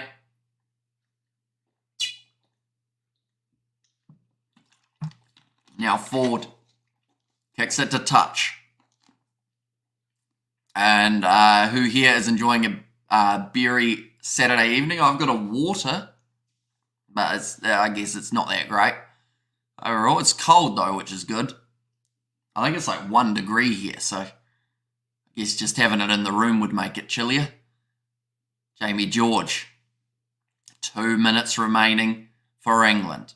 Hold the ball, Wales, says Kerno Wick, and first they have to try and get it back. The last thing they want here is to give away a penalty advantage. But the rolling maul from England has looked relatively sound throughout this fixture. Off the back here, Ben Earls. He has had a fantastic game for his first start in an English kit. Jamie George, tackled by Dan Bigger. Now to the right, Courtney Laws. He confused himself. I think he almost stepped himself in the way he ran that one. Now Youngs goes across to Jack Willis. England, I think they look relatively happy just to have a few more phases here and close out this game, although they've still got 1 minute and 9 seconds remaining, so they can't really afford to not take a little bit of a risk, although that's a very big risk. George Ford has kicked it into touch here, and now Wales inside of their own 22 will have themselves the line out, but if they can go the full length of the field and get themselves some points, they will walk away with a victory. We have got there, Ford has stabilised England, says Geza. Nice game, nice show, Kiwi dude. Says the Rebel, thank you very much. 6 Wales lineouts lost today. That is the biggest number we've seen in a while. Make that all, it was almost 7. But Wales just able to retain it. Law's got his hand to it. But for now, the away side have their hands on the ball. 20 metres out from their own line. The Welsh, they have to go 80 to try and get back into this match. Dan Bigger. Nice ball off to Williams. Now again, Dan Bigger, rush defence on Liam Williams, finds the pop pass up. It's not a bad run from Davis. They moved to 22 metres out from their line now, but there is still a long way to go. A little bit of a counter ruck. The Welsh would love a penalty just about now. That looks like it's going to be dropped though, and England managed to get the ball back. Willis has it in his grasp, and the penalty. No, it's the knock on, and that will be the end of the game, ladies and gentlemen. England make the matches between them and Wales 1-1. Wales winning at home. England winning at Twickenham now, 19 points to 17. Thanks for streaming the game. Come on, England, says Internet. And two bad teams, but a bit of entertainment at the end, says Brian. And also we have got there poor English Stan, Team Farrell, utter thug, says MJW. Yeah, and the question now is how long is Owen Farrell going to be gone for? Got a red card, that's normally minimum 3 weeks. We will see him at least miss that first game of the Rugby World Cup. Told you England will win, says Albert. And a win is a win, says Robert Wood there. Yeah, at times throughout this game, there were a slight lack of players out there on the field. 12 for England, 14 for Wales. We saw 4 yellow cards, 1 red card. A lot of action throughout, a lot of handling errors as well. And cheers, Hamish says, not everyday cultures, nay, bud. Job well done, Hamish says, pubs to South Africa. Thank you very much, mate. So the next live stream that we have got, ladies and gentlemen, will be starting at 6:55 a.m. New Zealand time. So that is in 24 minutes. And that will be the game between France and Scotland, the rematch between them. Now, we've seen England and Wales go 1-1. The question is, will we see France and Scotland do the exact same? But thank you all very much for tuning into this live stream. It is hugely appreciated, everyone being here throughout this early morning start here in New Zealand. If you are new, be sure to hit that subscribe button. We are covering all of the games of the Rugby World Cup. Also, next week, we've got more warm-up games of the Rugby World Cup, including these games right here. Wales versus South Africa, Georgia versus USA, Ireland versus England, Italy, Romania, and France versus Fiji. We are covering at least 3 of those fixtures, or I believe just the 3 with the time zones. Just subscribe for you, says Josh. Thank you very much, mate. Hugely appreciated. And Dylan has said 456 viewers, 58 likes. The mind boggles, says Dylan there. And Wales are bad, and England not much better, says DPG. And quick run to Macca's. Then back for France, says Lord 7th. But thank you all very much for tuning in. Like I said, if you did enjoy, be sure to leave a like and subscribe to the channel. And I will see you all in about 22 minutes for France versus Scotland.